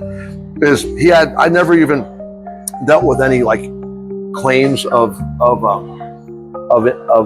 workers' comp insurance, because I had these small tight knit of people that if they cut themselves, they're like looking at me. I'm the HR person. They're not going to try to screw me over, right? Well, what I had realized when I first took the business over and tried to get insurance for under myself is that the workers' comp was like through the roof. Where people didn't know workers' comp, it's like goes by a mod rate. Like a 1 mod is where you start out at. His was like at a 3, which was like terrible. Like the claims were ridiculous. So what I realized is when I took this business over is that there was like 100 and some claims that had been made out of 3. Like almost 1 out of 3 employees made an insurance claim, and Jack wouldn't really talk to the people, and he would just send them to a clinic or whatever. And a lot of them were like not even things that were evidence. Like they said they pulled their back, and it was like almost like employees against the owner. Yeah. So when I realized that, I went down there like the first day that I took over the business with new sheriff in town. Maybe not the first day, but the first week or so, when I found out of what this insurance premium was when I had Luckert Insurance, and they came and told me how much it was going to be. It was going to be like $500,000 or something like that. I'm like, how in the heck does this work? And they started explaining to me why it was so expensive. And so I said, we got to get this in check. So I went down on the floor and I said to all the people, I said, we got an epidemic going on in this building where people are taking advantage of the company. And I don't know why, and it doesn't matter why. This is new. I said, I'm going to start right now. I'm going to give everyone is going to make $1 an hour raise. Yeah. From what you've been getting. Everybody's getting minimum wage there. And I said, we're going to be supervisors in charge of every 15 people. So we got 20 supervisors. There's going to be 20 people that we're going to give an extra couple dollars to that are going to be supervisors. And we're going to really bonus everyone by people not getting hurt. If we don't get hurt, there's going to be more money. And I went and talked to Luckert Insurance. There's a thing called FCCI that regulates that regulates the workers' comp. And I actually talked those guys into allowing me to take over this new business, even though they generally don't do it. If you're the same people doing the same exact job at the same location, they don't let you change. But because my company that I already owned had like a 0.7, we hardly had any claims ever. They let me start at a 1, which automatically saved me like $250,000 right off the bat. And that's why I wanted to give that money to the people. And then so we're going to correct this. So the first year that I'm running this thing by myself, we reduced the claims from over 100 down to 13 total claims, right? Which was a huge victory. And they were minimal claims. The following year, we're 6 months in to the second year that I own the company, and we're down to 1 claim. And at that time, I'll tell you what year that was. That was Yeah, that was 2014, and I'd made good money for like more money than I've ever made, and I bought a jet, and I was flying. I did my first flight ever. I was going to bring that up. When did you learn how to fly a plane? Well, Deanna and I got my pilot's license when I was doing the roadside. I got my pilot's license. I was taking lessons at Fort Myers Airways, and it was like a passion that I had. When I was a little kid at the trailer park in Delaware, there was a little fighter jet that was back in this Dragon Run Park behind us. I used to just live out there in that thing when I was home with my mom. So I just wanted to fly. So I got the pilot's license when I was 17, but I never flew, right? I didn't. But anyway, I bought the jet in 2014 and got typed in the jet. I did my first flight ever. I took Deanne we went to New York. We're going to a concert, and we landed. I landed in New York. My first flight. The other that was not training, right? Yeah. And my phone's blowed up. Well, we got raided we got raided by the workers' comp. Like they actually took 100 and they took like 110 of my employees to jail that were at Fruit Dynamics. And it's a good thing I wasn't there, because I would have. The way that they treated the people was really bad. They had them in the coolers and had them like at gunpoint and everything. Oh, wow. Well, what had happened is this, and I didn't realize this at the time, but as this is all unfolding, because it was a shock to me. But all the employees that worked there were all the same employees that I inherited from Jack, right? A lot of the employees have been working there for 10 years, 8 years. And I'm trying to figure out what's going on. Well, what happened is there was an ambulance chasing lawyer over on the East Coast, which I'm not going to say his name, but what I found out like within a day is that he represented, of those 100 and some claims that was the last year, he represented every single claim except for one. There was one represented by some firm in Fort Myers, and he represented everything. And then when you go back the year before that, he represented like 80 claims in the year before that. So what was happening is this person that was giving these people the rides to the clinic were giving them his card, and getting some kickback or something. And this guy made a claim to the workers' comp people that I was gonna telling these people that if they put a claim in that I was gonna expose them for being illegal, which no one was was illegal. They all had I-9s and all that stuff. So when they raided, there was people that had falsely, but when they went through all the paperwork, we had everything straight. Long story short, they had these people with guns on them and trying to get them to say, did Alfie tell you? And not one person would say anything like that, because it wasn't true. And I bonded everyone out. I flew back. I just flew back that next day. We bonded all 110 people out. It cost me $2,000 a person, so it was $220,000. We bonded everyone out. I couldn't bring them back to work under legal advice right then. I couldn't put them people back because they weren't, they didn't have the E-Verify yet. So all of a sudden, I'm trying to hire. We got this job thing, and we got all these people lined up out there. And I went to Walmart. I had to go buy all these jackets and boots because it's a cold environment in there. And we never missed a beat with Publix. But I even had the first night while I was in New York before I came back the next morning was one of the greatest moments of the company to me, in that the people that worked at the retail stores at that time, my dad had died in 2013. So I kind of skipped over. I'd taken over Food and Thought. I had Oakes Farms, and all the people, realizing what was going on, offered to come and work after their shift there, to come and work and help out to slice the stuff. Gap, and we filled all the gaps. It was really amazing. And we got through that. I never got charged with anything because we didn't have any wrongdoing. I never even had to hire a lawyer for that. But they caused all this havoc because of this lawyer that was getting that was not getting as much. And I just met these guys, the investigators, head on, and told them, this is what happened. And you can ask anybody this. Nowadays, I probably would have got a lawyer or something. The lawyer would have said, well, we're what's going on with the thing right now.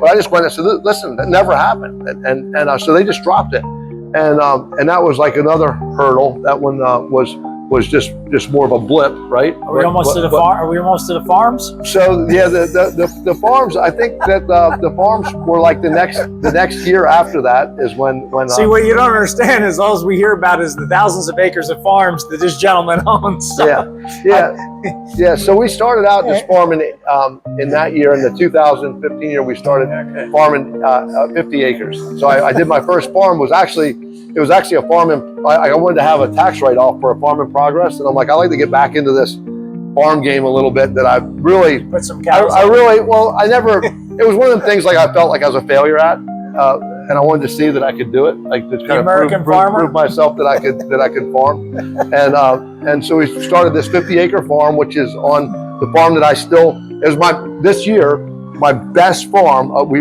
out of several thousand acres, because I got 2,000-acre parcels that are over by Hendry County where we have all of our stuff.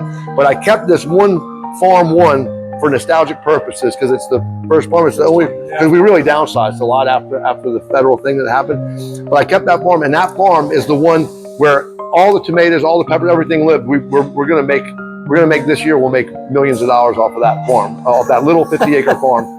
From this freeze, because it's right on this. Another reason I kept it was the nostalgic, and it's right on this side of Lake Trafford. So when the north wind comes down, it gets the lake effect and it doesn't freeze there. So, and then we haven't had freezes in a long time. So I wasn't really specifically keeping it for the freeze, more for the nostalgia, but also knowing that if it is freezing temperatures, that it's the best farm of all my farms, right? And so we're just about through harvesting everything at that farm one. But we did skip the part about my father passing away, and really that was in 2013. That really catapulted me to do this. There was a specific. It was specifically the night of before he died on February the 2nd in 2013. Yeah. I was coming back from Immokalee. I'd become partners with him at the Food and Thought store a year and a half before that. I actually made some money on the tomato market going up from a Mexico freeze. It didn't freeze here, but it froze in Mexico. Market went up. I made some money on my inventory, and then he kept asking me to come partners with him at the store. This is in 2011, and he's asking me to become partners with him in the store and I'm like, I didn't want to do it. I'm like, I've got along with my dad my whole life. We loved each other so much, and we got along always, except for the time, for a year and a half, 2 years where we were partners in the store, and maybe 2 years. And I'm like, no, I don't want to do it. I don't want to do it. He kept asking me. And then this thing happened with the tomatoes. And I'm like, you know what? This money kind of came from nowhere.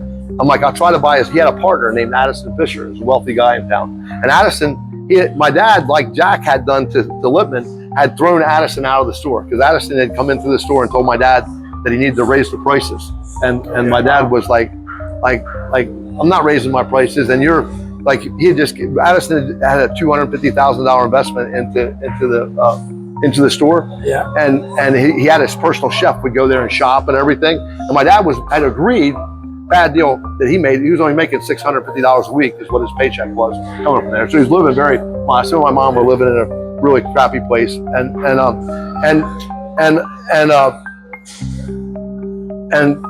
he kicked Addison out. So him and Addison weren't getting along. And he's like, you got to buy Addison out. So I'm thinking I'm going to buy Addison out for like $250,000, or maybe he's going to make a little profit, like $400,000. I ended up finally making the deal in 2011 towards the end of the season. I bought Addison out for $1.1 million. It was the worst business deal I've ever done in my life, because I knew it wasn't, but I was doing it for my dad. And I just wanted to get the change from him for the first time, not to have a partner, because he always had partners his whole life. And what I had decided on this trip from Immokalee in 2011 is that I'm going to be his partner, but I'm not going to be his partner. I'm going to get him free, and I'm going to tell him, you take this thing to the moon or you take it to the ground. Like, I'll help you from afar, but I'm not getting involved in it. But it's your baby, but you got all the, like, this is the gift that I can give to him because I've been blessed, right? Yeah. And that year in 2011, another double blessed farm year, I bought my mom and dad a house to live in. So, because I felt bad about where they were living. And we became partners there. And the 2012 year was like the first year ever that like the store was not going backwards. And I had this talk with my dad about, you have to value yourself. You're undervaluing, like and this is, even, this is before the big epiphany I had of the funeral and all the people that come to him. I was just talking to him more pure business, you got to get the money for this stuff, because it's ridiculous that you can't even make a living here. And 2013, it was February, and it was like halfway through the season. He had money. We had been talking that week before. He's like, man, we're gonna have money over at the end of this season. I'm not gonna know what to do with myself. I'm like, yeah, you're gonna be dangerous when you have money. So that's why the good Lord took him, because he wouldn't have known what to do, with that extra money the first time in his life. But on that Saturday, I'm coming back, and he was my sounding board. He was like, when he died, it was my best friend that I talked about every life thing, was gone. And that Saturday night, I was there, and I was telling him about this dream to do this store on that night. And this was just a very distant dream. So we opened a store. About this? Yeah, we opened a store in 2019, December 17th, 2019. Yeah. And at that time, this is February 2nd of 2013. So 6 years, 6.5 years previous to the store opening. I'm telling him about this vision, and he said, "Yeah." He said, "I hate these. I hate these people at this plaza. I want to get out of here." He says, "I'm going to run the organic section at See the Table, the Food and Thought." He says, "I'll run all the organics." He says, "I got 15 years in me, 10 real good ones for sure." He said, "I want you to make good use of me." And I'm like, "Yeah." Well, I said, "We're gonna do it." And I was, he's like, "Well, what are you going to do this and that?" And I was explaining to him how I'd already been to the share group, and I was telling people how I wanted to do this store that had no aisles in it. There was going to be warm and community, and the people at the share group were talking about how the other grocers were talking about how Amazon's got all these national brands in the center of the store. They're not making any money. And I'm like, well, my store's not going to have any center store. It's going to be all perimeter and homemade stuff and fun. And so I'm telling my dad about this, and he's like pumped up about it. The next day, Sunday morning, he never worked on Sunday. He always takes Sunday off, closed the store. He closed Food and Thought on Sundays back then. And he always spent that day with my mom. They would read a Bible verse and then just talk about it for the day. And sometimes he'd go to church with her, but mostly they would he had just started eating red meat again. He was off red meat for a long time, so she'd make him this stuff called Sunday bacon. We sell the organic bacon. It's called Sunday bacon. She would make him bacon for breakfast. So he never would usually not leave the house unless we were getting together as a family. Well, he had went into that morning. He went into Food and Thought and called me, because I had my same team that I have that does my carpentry work here was going over there to build those 4 tables that are around the trees on that Sunday morning.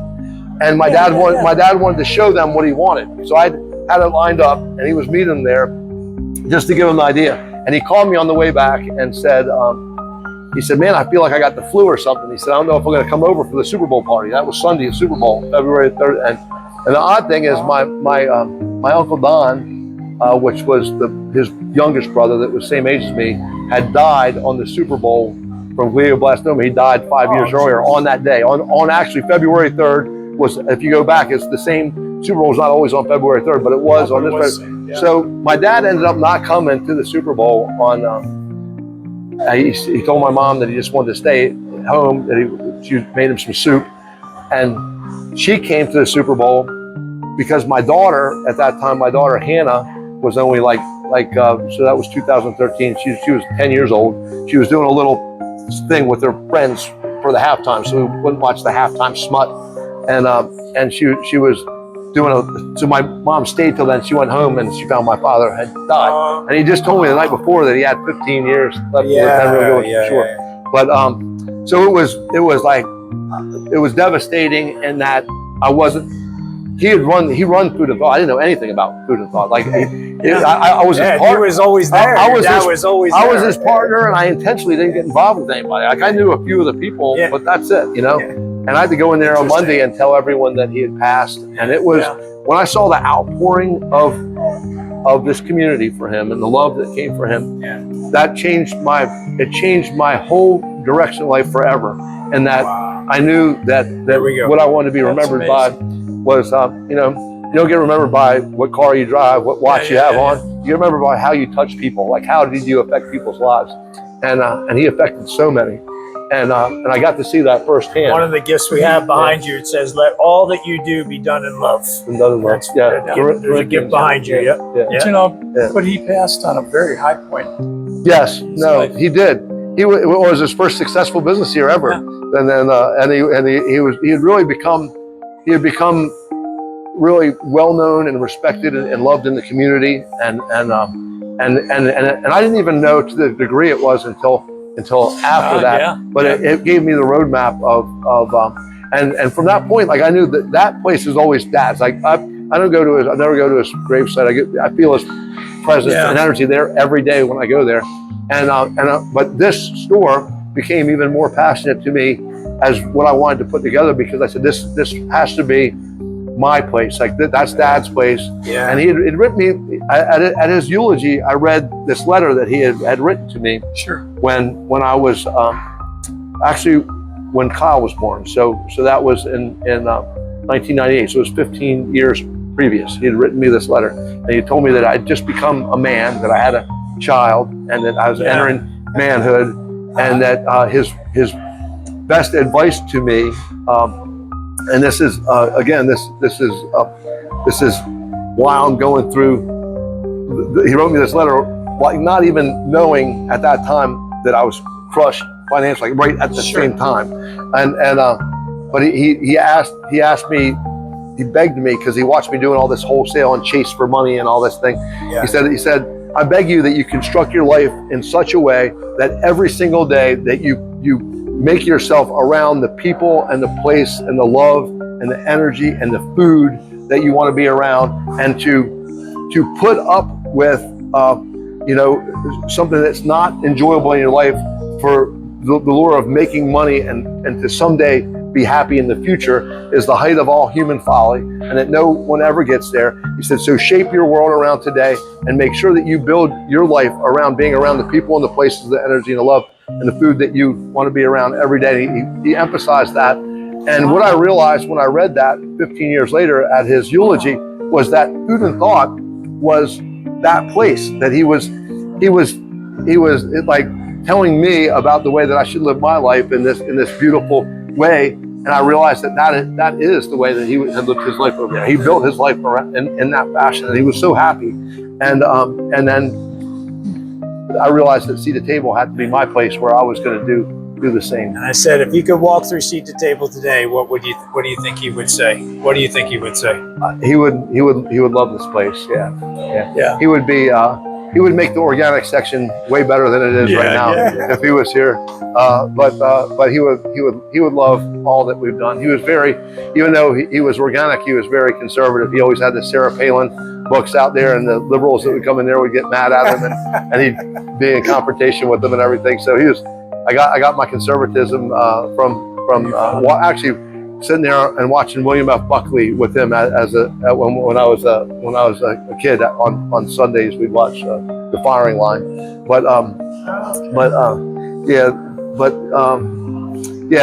He would love the store.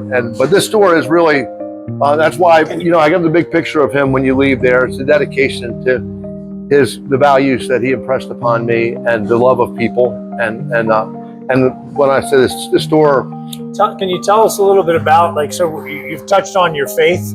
So I want the audience to really understand where you stand on your belief in God. And then this store is something I certainly have never seen before, anything like it. Most people that come to Naples, this is a destination now. There's Bible studies here. There's Lessons for Life with Dr. Ron, Bill, and Alfie that's here today. All these things going on. Number one, did you think was that in your vision at all, that this would be more of that scenario, even to the level of Bible studies, these people coming to this place to gather? The whole vision. It's a culture. Yeah, from the beginning, and I did. Well, another miracle that happened was being able to hire 800 people to run the store. I could talk for days about the whole amazing process.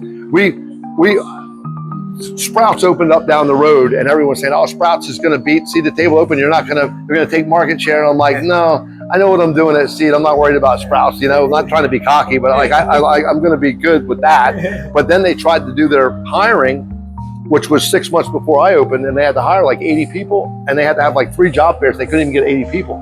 and it really made me nervous. I'm like, I don't know, like, and I was running out of money because I didn't want to cut any corners, like with the wood and everything that you see here. You changed this plan multiple times. You extended the construction for. Yeah, that was in 2017. I lost $14 million to Hurricane Irma. So in 2017, I was trying to push to get this store open, and I did what I do, this all in. At that time we were farming. I was farming 300 acres. In 2016, I farmed 300 acres. I started with 50 and built up to 300. Right. There's the farmers. In 2017, I had this desire. I'm like, I need to make some money to get this thing up. I'm just going all chips in at the farm. And this was an Albertsons, this store. This was an Albertsons, yeah. And I'm going. I bought the property here in 2014, and I used every bit of money that I had to buy the property. So I was just about broke when I bought the property, but I did a cash close on it, but I didn't have the money to build the store. I never borrowed money from the bank. I didn't know what a freaking EBITDA or any of that stuff was.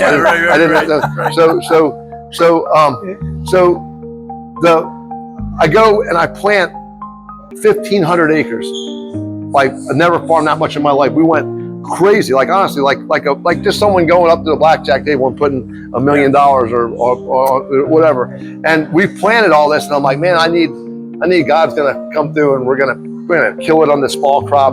Well, that was Hurricane Irma, the most devastating hurricane that we've had in farms ever. We've had more devastating ones on the coast, but the eye of Hurricane Irma, the eye came directly through all of our farms. The big piece of ground that I had leased that year, where we had all the farmland, it destroyed everything. It didn't just destroy the crop. Like, the freeze destroys the top of the crop, but it doesn't destroy the infrastructure. This destroyed everything. The water. I was out there in the eye of the hurricane. I was at the farm watching the water had all run uphill, destroyed everything. And I was thought, well, I'm never going to open seed to table again. The day after Irma, I'm like, okay, well, I just got to keep. At that time, I had Fruit Dynamics employees. I had a distribution center open, and I had the retail stores, which was just the Oakes Farms and then I had one in Delaware. So I had these businesses, and I was really bust. Like, I was actually worse than bust. I was millions of dollars in debt, and I'm thinking, I'm gonna have to sell this store. And I never really went and borrowed money from the bank, but everyone was telling me, you gotta borrow money from the bank. I'm like, I don't think the way, like, I don't have, like, really, my books are simple, and I've done a lot of stuff old school, out of the back of your pocket, like way my dad taught me to do, and I'm like, well, we'll try. And I met this guy. I think his name was Kent Ellert, but he had a small bank, and I told him the whole story. He's like, man, I think I can get a loan for you. And I'm like, okay. Because none of the big banks wanted anything to do with me, and he ended up getting a loan for me to get this project back working again. And so we're talking about seed to table. Yeah. And so he loaned me the money. I said, optimistic that I'd be able to make a payment on a big amount of money. It was like $22 million or something. I couldn't even believe. Like, think about that. I was blown away that somebody would loan me that kind of money. Think about that. $22 million loan. Yeah, and I put up everything that I own. The Oakes Farms property as collateral. There's some other pieces of property that I had bought. I put the Fruit Dynamic, everything was it. They had me in hock on everything, right? Sure. So we're like 3 or 4 months from opening, and I'm running out of money. This is in 2019, and I'm getting ready to have the job fairs. I'm running out of money, and for the first time, the bank, I realized I'm gonna have to go to the bank and ask them for like another $7 or $8 million to get this thing done. And I'm thinking they're not gonna tell me yes, right? But I go to him, and he's like, well, what are you going to do if you don't? I'm like, I don't know. I'm like, so it's like you almost got the bank in a pinch, right? Like, if they don't give you the money, then I'm like, we can maybe wait a year or like just see what happens. But I said, I can't move forward right now knowing that I don't have the cash flow to open the store. And at that time, the bank had loaned me the money that they gave me based on like this property, the Oakes Farms, the Fruit Dynamics, and another piece that I had of farmland that I bought. So that was all collateralized, and that's what they gave me the 22. So they gave me the 22 on a pretty simple kind of collateralized loan. So when I went back for this extra money, they put me through the ringer, and they wanted me That's when I learned what an EBITDA was and all this different stuff. And they asked me to do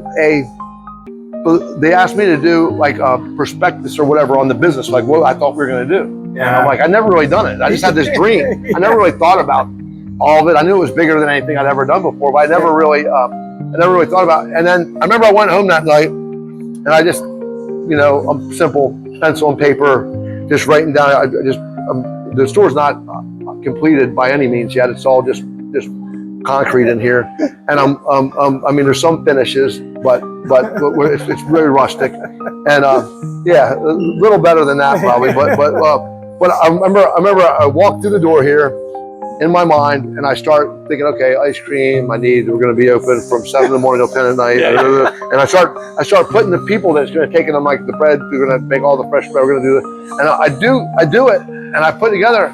And it's like 800 employees. And I swear to you that I was thinking it was going to be like 2 or 250 people to run it. Like I never even thought the dream. I mean, we're months from opening, and I never even thought of like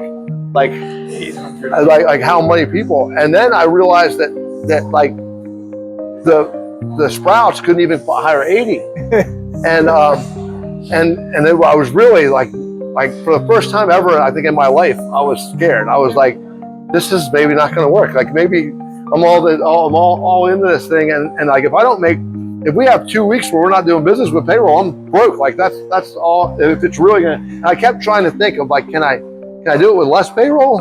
And I'm like, I can't give this to the bank. If the bank sees this, they're not gonna. I wouldn't loan me any money, you know. So I kind of like squeezed it down to like 400 and shot it in. And I mean, because they're just asking me to guess, right? But I'm like, maybe we could open up with 400, but I don't know how we're going to cover everything. But so then it's like, even if I did have endless money, how are you going to hire 800 people, right? So I remember going and praying. I came into the store and prayed for God to try to show me how am I going to do this, and for some miracle, And I ended up meeting this guy named Larry that we had a pretty short intervention that I think that God sent him for this purpose. But he was like a social media guy, and he was kind of slick guy from Philly. And I told him like, this is what I got to do. Like I am really nervous. And I don't know how we're going to do it. And we started strategizing, and he said, you have to reach the masses. He says, how much money do you have to where we can put out there that you're hiring, like on TV? Like you gotta be in Cape, you gotta be everywhere. You gotta get the word out everywhere. So, and then build it up. And he said, and we have to do no pressure. Yeah. So he said we have to do an amazing ad. And I said, well, what we can do, I got excited because I thought about this. I said, everyone's talking about the store's never going to open. Like people think I'm going broke, which I was going broke, and it's never going to open. And I said, what we're going to do is we're going to simultaneously, we're going to come up with this ad. I'm going to spend like maybe $150,000, $200,000 on advertising, and we're going to get it out where it's not only the job fair, but it's also letting people know that the store is going to open, right? And so I said, but what we got to do is the inside wasn't really finished, but I said, we got to finish the outside of the store and get it looking like it's more ready to open. So like from this point on, I put the push, like even before we did any of the inside, to get this shot right. And I said, because what I want to do is in this commercial that we're going to do, I want to show it like we're getting ready to open. So I shifted the energy and put all the guys, because we had a lot of like 200 people from Costa Rica working in there that were doing all the finishes and everything. And we put them outside, got that done. And we honestly spent like, I would say we spent a good 50 hours putting together this commercial that I can show you, that you can watch it. It's a 1 minute commercial. 1 minute. And when we aired that for the first job fair, we did the job fair right here. We put tents and curtains and stuff inside of here because it was still under construction. we had 2,000 people show up to the first job fair. Wow. And then we did another one 2 weeks later, and we had 1,500 people show up to the job fair. We ended up hiring 800 people. And so then I had got that part done. I didn't know if I was gonna be able to pay the people, but we had hired 800. And when I think about it now, it seems like I mean, a regular business person goes, is this guy like out of his mind? Because you don't even know if this concept is gonna work. But I truly felt as if I was led by God through that whole entire process, that the miracles happen to make it happen. And if you put your intentions and you know that you have, you're doing it for a good purpose. All my intentions were pure and good, and I wanted this to be special. I wanted to have the best food, and we made this commercial, which is still it brings tears to my eyes to watch that 1 minute, because I know what went into it and how we really felt. I kept tweaking it, and the guy was really good. We ended up not getting along. I think he ended up being kind of left leaning, and that's why after we opened the store and I went hard right, but he was still God sent to help me put this production together, and we opened the store, and thank God it was a huge success right from the beginning, and we never looked back. So I just want to say, intertwining all this, everything you've said is awesome, because you kind of blew our outline out of the water, because you covered everything. That we would have asked. So thank you for that. Yeah, no, very impressive. I told you when we started, if you get me talking. Oh yeah. Well, you actually, it was long. It was the longest podcast we ever done. But the nice thing that we do have on record, you kind of walk through the full history of it. Yeah. Which I think there's a lot of merit to that, because people don't understand. They only see the finish line. And for those of you that don't know, I mean, by the way, it's BOGO Day here at Seat to Table. But they have bands at night, bands throughout the day, a wine room, little farm for your kids. Each section is decorated to basically be a standalone ice cream parlor, sushi bar, something like you've never seen before when you call it a grocery store. And it's iconic now. Anyone who comes to Naples, they have to come to Seat to Table. They hear about it, they come here. It's a gathering place. There's so much love that goes on here. So just to kind of talk a little bit about what he's talking about when we say Seat to Table, it's certainly where Bill and I spend our time. That's right. My spiritual fathers, where Alfie's been kind enough. We've been doing this podcast for almost 2 years, 100th episode. And so this place is near and dear to us. But I just want to say, all through this is intertwined blessings. You've had, through all the struggles you went through, there's a blessing behind everyone. Everyone. Yeah. How early in your life did faith and love of God and living at God? How long did? So can you remember when it started? Yeah. I've always been. I've always been a busy person. My mom said I'm just always up early in the morning, late at night. I went through a quest. I was baptized Catholic. My dad was actually going to be a priest. He was raised for several of his years by in a very poor Catholic church. But his dad and mother, he was the oldest of 9. But when it was just him and his younger brother Mitch, the one that we've talked about, they moved to Florida, to Jacksonville, with some financial troubles, and left my dad and Mitch at the church up there. And my dad became very close with a priest up there that was talking to him into going to seminary. And of course, my dad ended up enlisting early, and then going he enlisted before he got drafted, and then found women over in Thailand, and then came back and coaxed my mom into the scheme, and then I came. So he wasn't going to be a priest after that. But thank God he wasn't a priest too, because then I wouldn't be here either. But anyway, I went to the Catholic school. My dad didn't really practice Catholicism so much. He wasn't really going to church a lot in my real younger life. But I was going to church with like Mr. Summerall went to a Baptist church, and I would go with him and his family, and my mom would go. My dad was working a lot.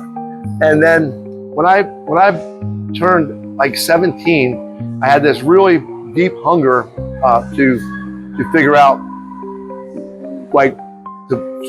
to search for my religious faith. And I had a guy that I was doing some with my first processing facility, or first open air market that I opened, I had a guy named Jake Hammond that was a Jewish guy that was wanting to invest money into the thing when I just opened. I didn't really want to let anyone, I didn't want to partner, but we did some deals like buying loads and selling them and making partnerships on what we would sell it to somebody who was splitting the profit. He had the money.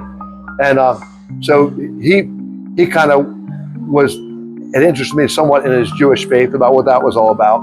So I actually went to see what that was about. Then I really started going. I went to some Jehovah's Witness meetings with another friend of mine, and then I just started exploring all these different churches. My mom was at a Protestant church that was a little small-time church up in Delaware City that I would go with my grandparents when I was. So I'd experienced all these different capacities of it, and what at that age, I had determined pretty quickly that none of them that I experienced really appealed to me.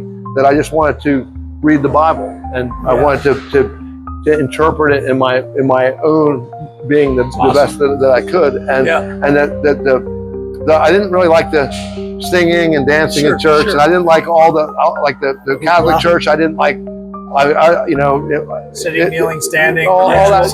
Yeah. And I was always kind of felt like I was busy. I had a lot of work to do, so I wanted to get to it. And then I started talking to my father about it, and then my father we started talking about Bible verses, and he was always big on quotes and incorporating all. So that was really how I went for quite a long time. And then my mom, I would go to it was First Baptist Church, now First Naples. I started going there with her a lot, and even her and my father a lot.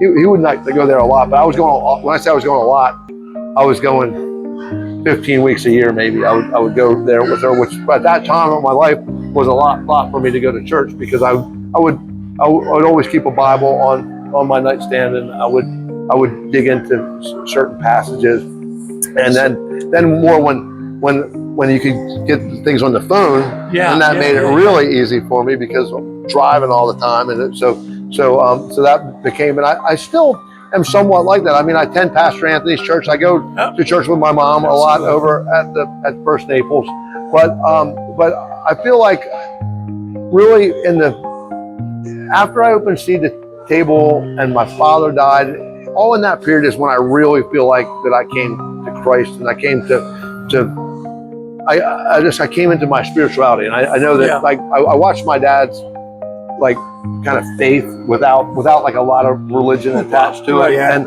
then I've been emulated him in a lot more ways than I ever thought that I would. Like you kind of become, not intentionally, but it just kind of happened. He was a great influence in your life. He was. How do you carry that to your family?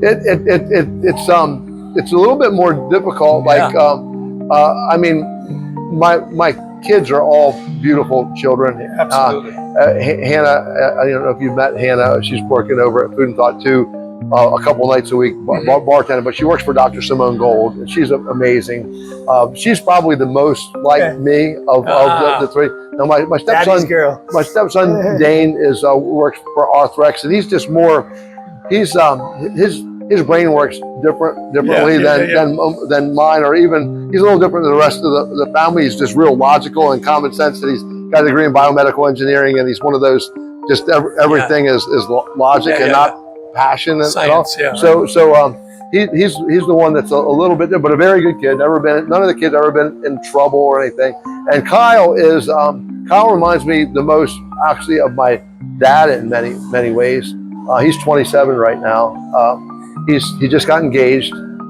He's wanting to build a family, and we're going through kind of the times where as he's coming into his adulthood, where we buck a little bit, but it's still in a loving way.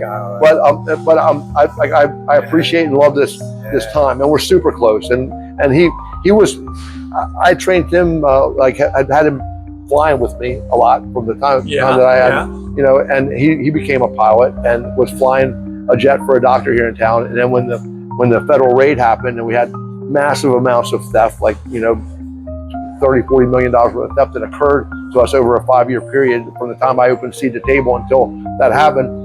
My son quit his job flying and come to work for me out of the farm. So he's watching, making sure that the money's not going sideways out there when I can't be there. And I don't know if that's where he wants to be or not. Or that's to be determined. But they're good kids, and you know, Kyle and I did for about a year and a half, we did a Bible study, just him and I and Pastor Anthony up in the top room over there. I saw you guys, and we were doing that for a long time. And then he just got to the point where he didn't want to do it anymore, and I didn't want to force him to do it. I loved that he wanted to do it. Yeah. But I did, you know, there's a time for even my own spirituality didn't come until later, and you kind of got to wait for people, especially kids. You can't force them. I don't think. I've been good with my 2 children. Yeah, I've been good at never forcing my kids. I always want them to live their dream, not my dream. You know, even with, I always told them I'm not leaving you guys any money because I didn't want them to be waiting for me to die or something. So I never had to worry about that with my dad. But I watched people growing up that were like that, and I didn't want that to happen. So I'm like, you got to be your own man. Hannah, yeah. But I like that. Now you've come a tremendous way. You've been through, as we've heard, you've been through so many. There's even more stories, but we don't have time. That'll be part 2. We're running out of storage space. We need to. I mean, you know, you have some controversy in your life. You have on a large scale. Your whole life is really on a large scale right now.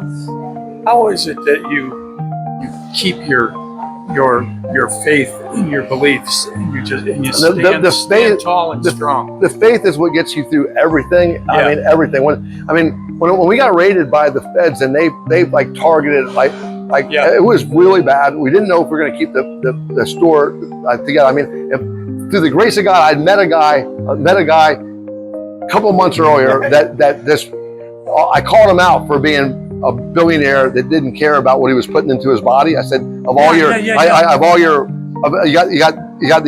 got these $5 million, like he's got a collection of cars, 5 million, 3 million, 4, and then he's putting garbage food in his body. I'm I said, I'm a spiritual person, but the most important physical asset that you have is your body on this earth, not your rims or your whatever. You know, and I called him out, and he called me the next day because I did it in front of a group of people at a wealthy guy's house. And he called me and said, "Man, you hit me square between the eyes." So I got to be friends with this guy. Well, the day after the raid, he shows up the day of the raid, he shows up at my house and takes a car for me to drive and some burner phones because he had been through it before. And then this is 5 days later, he lent me $8 million like that if I didn't get that money, this company was going down. I don't know 100% if Seed to Table would have had to close. We would have probably held, but I would have been shut off from all the credit. It was the guy that brought this on us had set us up to go down. It was a total blessing, and it was from a guy that I had just. Yeah. It was no one else could have ever done it. Because I even went after I tried to go to see to borrow some more money from other people, and I couldn't get anything done. So he came through like a miracle, really, to get us through that clutch time. But now things are going good, and it's been this series of these incredible ups and downs. But it's the faith. Even the day after this raid, when I didn't know if the company was even going to stay together, or if they're going to come and throw me in jail or whatever, I got up and smiled and worked every day and was truly not shaken because of my faith, and that's only my faith. There's nothing else that can take you through that. That's what I want to say. And you're still a young man here. You've got a lot more to go. I got a lot more. What is kind of next for me?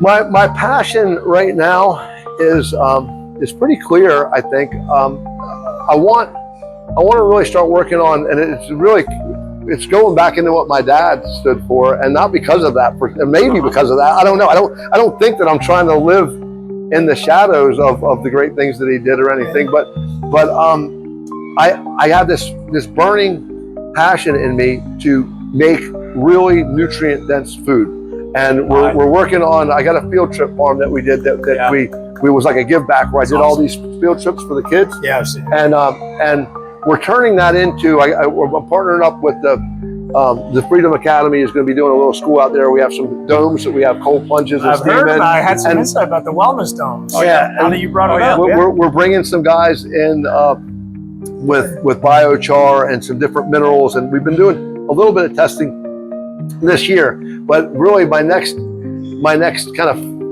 fun piece is to try to get this make food that's like 10 or 20 or even 50x more nutrient dense than what we've done. Food has become this kind of race to the bottom of by how can we make masses of food cheap, and in that process, the farmers make money that way. But in the process, we're getting food that's really poor quality, and that's what all the disease and everything. And you know, goes back to another down that I had, or up and a down, immediate up and down, was the weeks leading up before the raid happened to me 2 days after the Trump won the election. That's when the raid happened. So 2 days before that, or the weeks before that, I was spending a lot of time with Bobby Kennedy, and I was trying to get someone else to be the ag secretary, and I was introduced Bobby to Thomas Massey, and I thought he would be a great guy, and I had no desire for myself, right? And then 2 days before, Kennedy calls me with Trump on the line, and they tell me that I'm the first pick for the ag secretary. And when I can mark maybe 3 times in my life where I was really nervous. One was when I found out I had 800 people here. Another time when my daughter I thought had died in my arms, her eyes rolled back, and then this time when the president, because when they asked, they said you're the first pick, and I'm like, what about Thomas Massey? I'm like, he's smarter than I am. He knows his way around DC better. He's a better candidate than I am. And it was like this awkward silence. And then Bobby said the president wants someone more Trump loyal, and I'm like, wow, that's like an honor. But the crazy thing is, I had 4 nights to think about it before, because this was at 10 o'clock at night when I didn't hardly sleep that night thinking about it. And I was thinking about, can I pull it off? I could have. The company was in huge financial trouble, but I didn't know why. I didn't know it was because of theft. I thought it was because of other reasons. And I knew that I thought we had been having bad farm years out there. So we didn't even talk about the shutdown in 2020 when you opened the store. Yeah. I mean, like that wasn't a do blip in the radar. Well, that helped business for the most part, taking the stand. Still, you had to deal with it. Well, no, I mean, we were doing well at that point, right? Yeah. I did, by the time we opened the store, we had a good farm season that first year, right? God blessed us with a good farm season. But then when I came out against the Black Lives Matter on June 8th of 2020 is when I lost like $130 million worth of business. I lost all my chain business up in New England. I lost the school contract. It was a new $50 million. We lost a bunch of, not $130 million of actual money lost, like when we lost $17 million in Irma. That was real money that was lost. But this was of business that we would have done over the next couple of years that we lost. A lot of it we got back, not the school business, but it wasn't until But yeah, so I mean, it's just been a series of ups and downs. But I'd already decided that I was not going to be able to. In my mind, I didn't feel after the raid happened, I didn't feel let down that the raid made it where I couldn't do it, because I'd already decided that I wasn't going to be able to do it, because my employees, several thousand employees that depend on me to do the right things, to lead the company the right way, were what was most important. I didn't feel like I was going to be able to go to DC and do it anyway. And coming from where you 5 years old, starting getting involved, starting to get engaged, and probably a lot out of necessity. When you were younger, you had to do these things. Absolutely. And you found a way. It always felt like out of necessity. You found the spirit. You found the spirit to do that. And now you're responsible for these thousands of households. That's like that. Yeah. And you're still moving so much forward. It feels great. Of all the years of my life, this last year has been the of all the comebacks, this has been the biggest comeback yet. So the rest of your 50s are just going to be awesome. I didn't know I'd be working so hard at this age, but I'm having fun doing it. So, We're going to wrap up. This was the testimony title I had was From the Ground Up, the life and legacy of Alfie Oakes, from roadside stand, feeding thousands in faith and grit, and a life rooted in the land. Alfie Oakes, the American farmer, a man rooted in the land. Question I have for you real quick as we wrap up, all the things I see anytime I open social media. Number one, about all the farms that are being bought up. Number two, about 3D printing of meats and foods. Roundup, pesticides, lead, toxins. What's your quick thought on everything I see? It's almost like I don't feel like I can go to the store and buy anything, even if it is the perimeter, because I'm hearing that the fruits are dyed, they're gassed, the meats are being gassed to the point that they can last 6 months or some kind of craziness, the way they're packaging it. You, of all people, know more than this than I do, but I don't want to close the podcast without at least a moment of your thought about, even for my own well-being, I don't know where, other than seed to table, I can even trust to go buy anything anymore. Yeah, no, I mean, it is increasingly hard. There is awareness. I mean, the one thing, and I was talking with Bobby Kennedy a lot about this, but is that the education is the key. You got to get the people to be educated and understand the poisons, like you know that you're putting in your body, right? If we can educate them, then they can stop. I mean, it hurts me when I go to Immokalee every morning and I drive out to Immokalee and I see the lines all lined up at the McDonald's. I just feel bad for what those people are putting in their body. They don't know any better, or if they do know any better, maybe they don't care. I don't know what that is, what that looks like, but we have to educate people. And because if we don't educate them to get away from that stuff, through that education and just creating other paradigms of other ways to get, there are other ways to get good food. It's hard.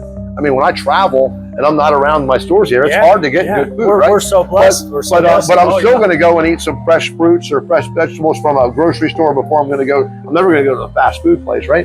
So we got to educate people first, I think. But that's why my mission right now, the food system has been taken over. It's been hijacked by big business, big ag, and all the chemicals and stuff. And then and the same thing with big pharma. It's all the same. They're all the same people doing the same thing. We all. I mean, most of the people listening to this podcast probably recognize that, right? I hope so.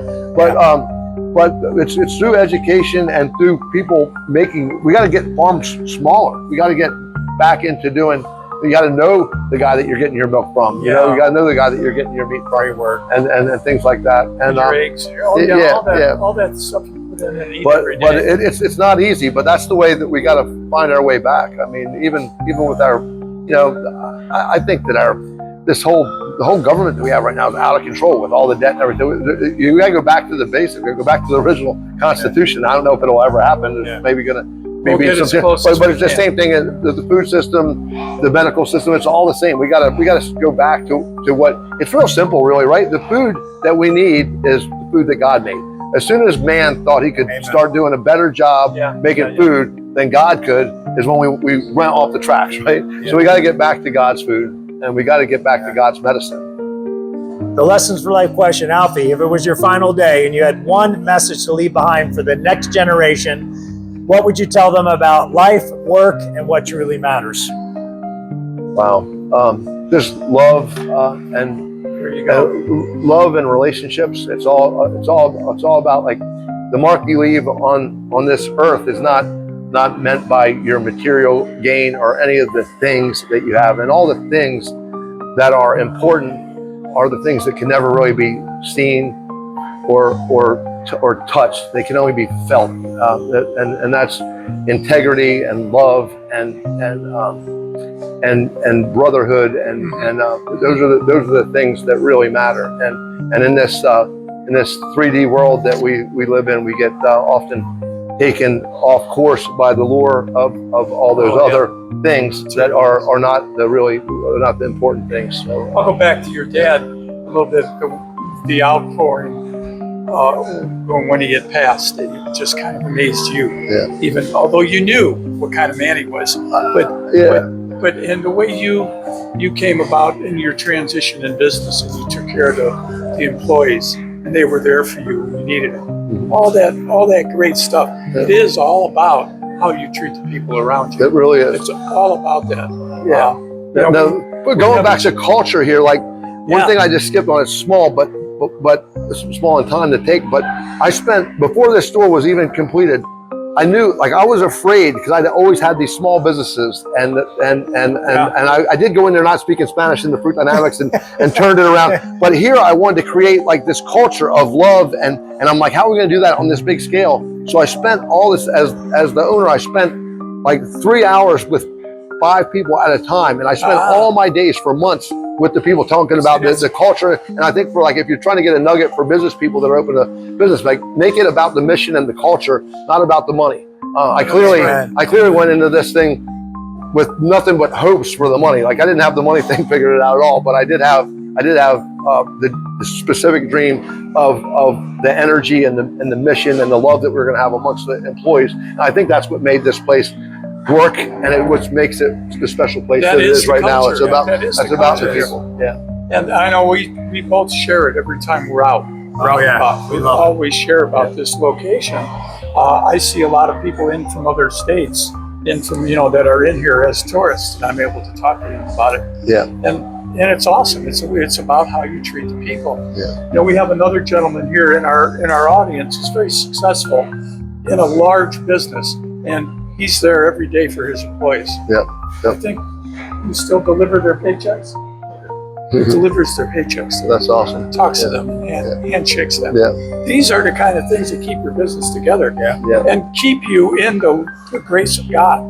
Yes. Because that's what you're in. That's it. Yeah. That's what you're operating. 100%. Yeah. So thank you so much. We know and feel blessed. I feel blessed so awesome. for God to work through me to make this, and I don't even like it when I did it. I was glad to be. But he couldn't have done it without you. You know what I mean? I can do whatever he wants.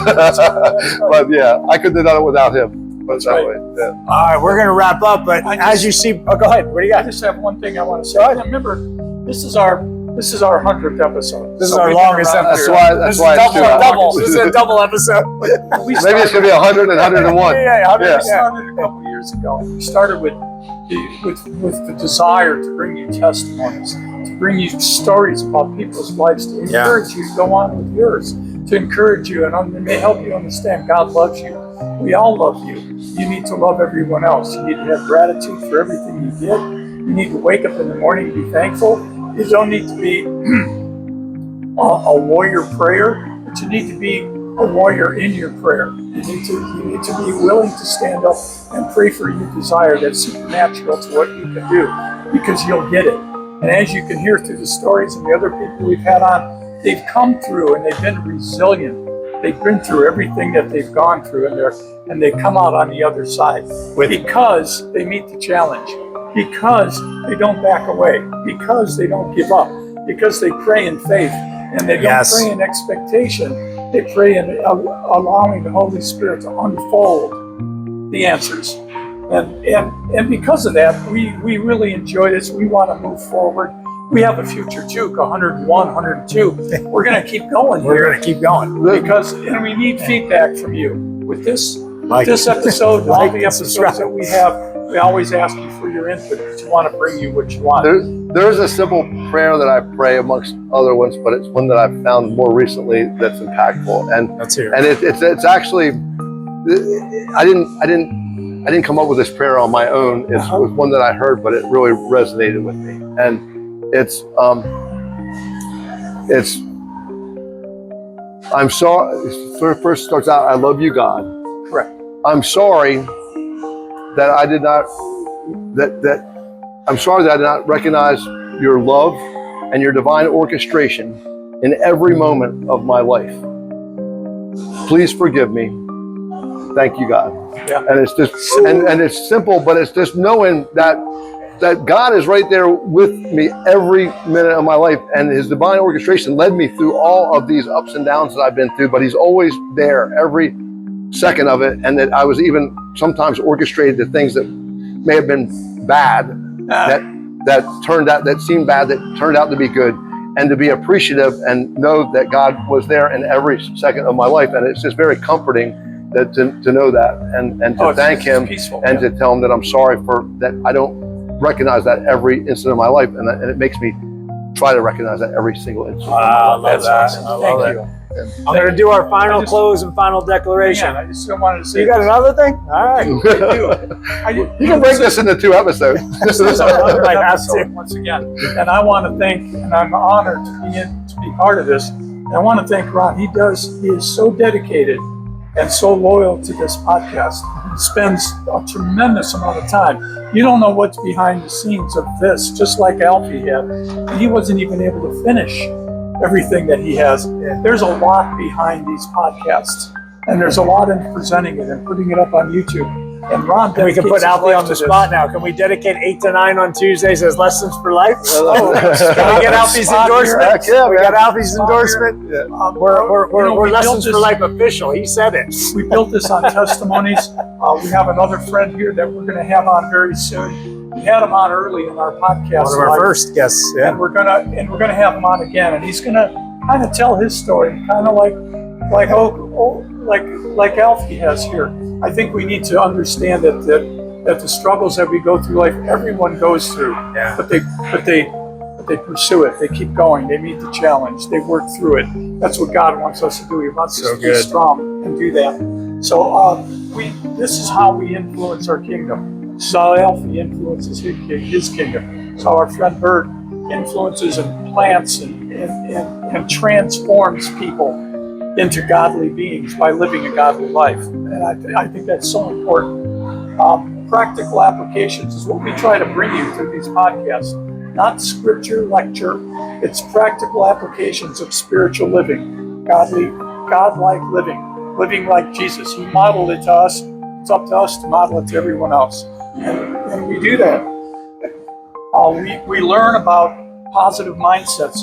We learn about sharing and understanding of learning more about discernment so we can help others, so we can see the pain in others' eyes, and we can share the glory and the love of God with them. Very good.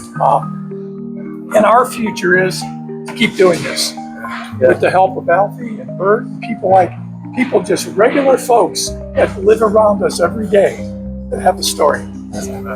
Final close and final decoration. Alfie, when people look at your life, they may see the scale, they may see the success, they may see what you've built.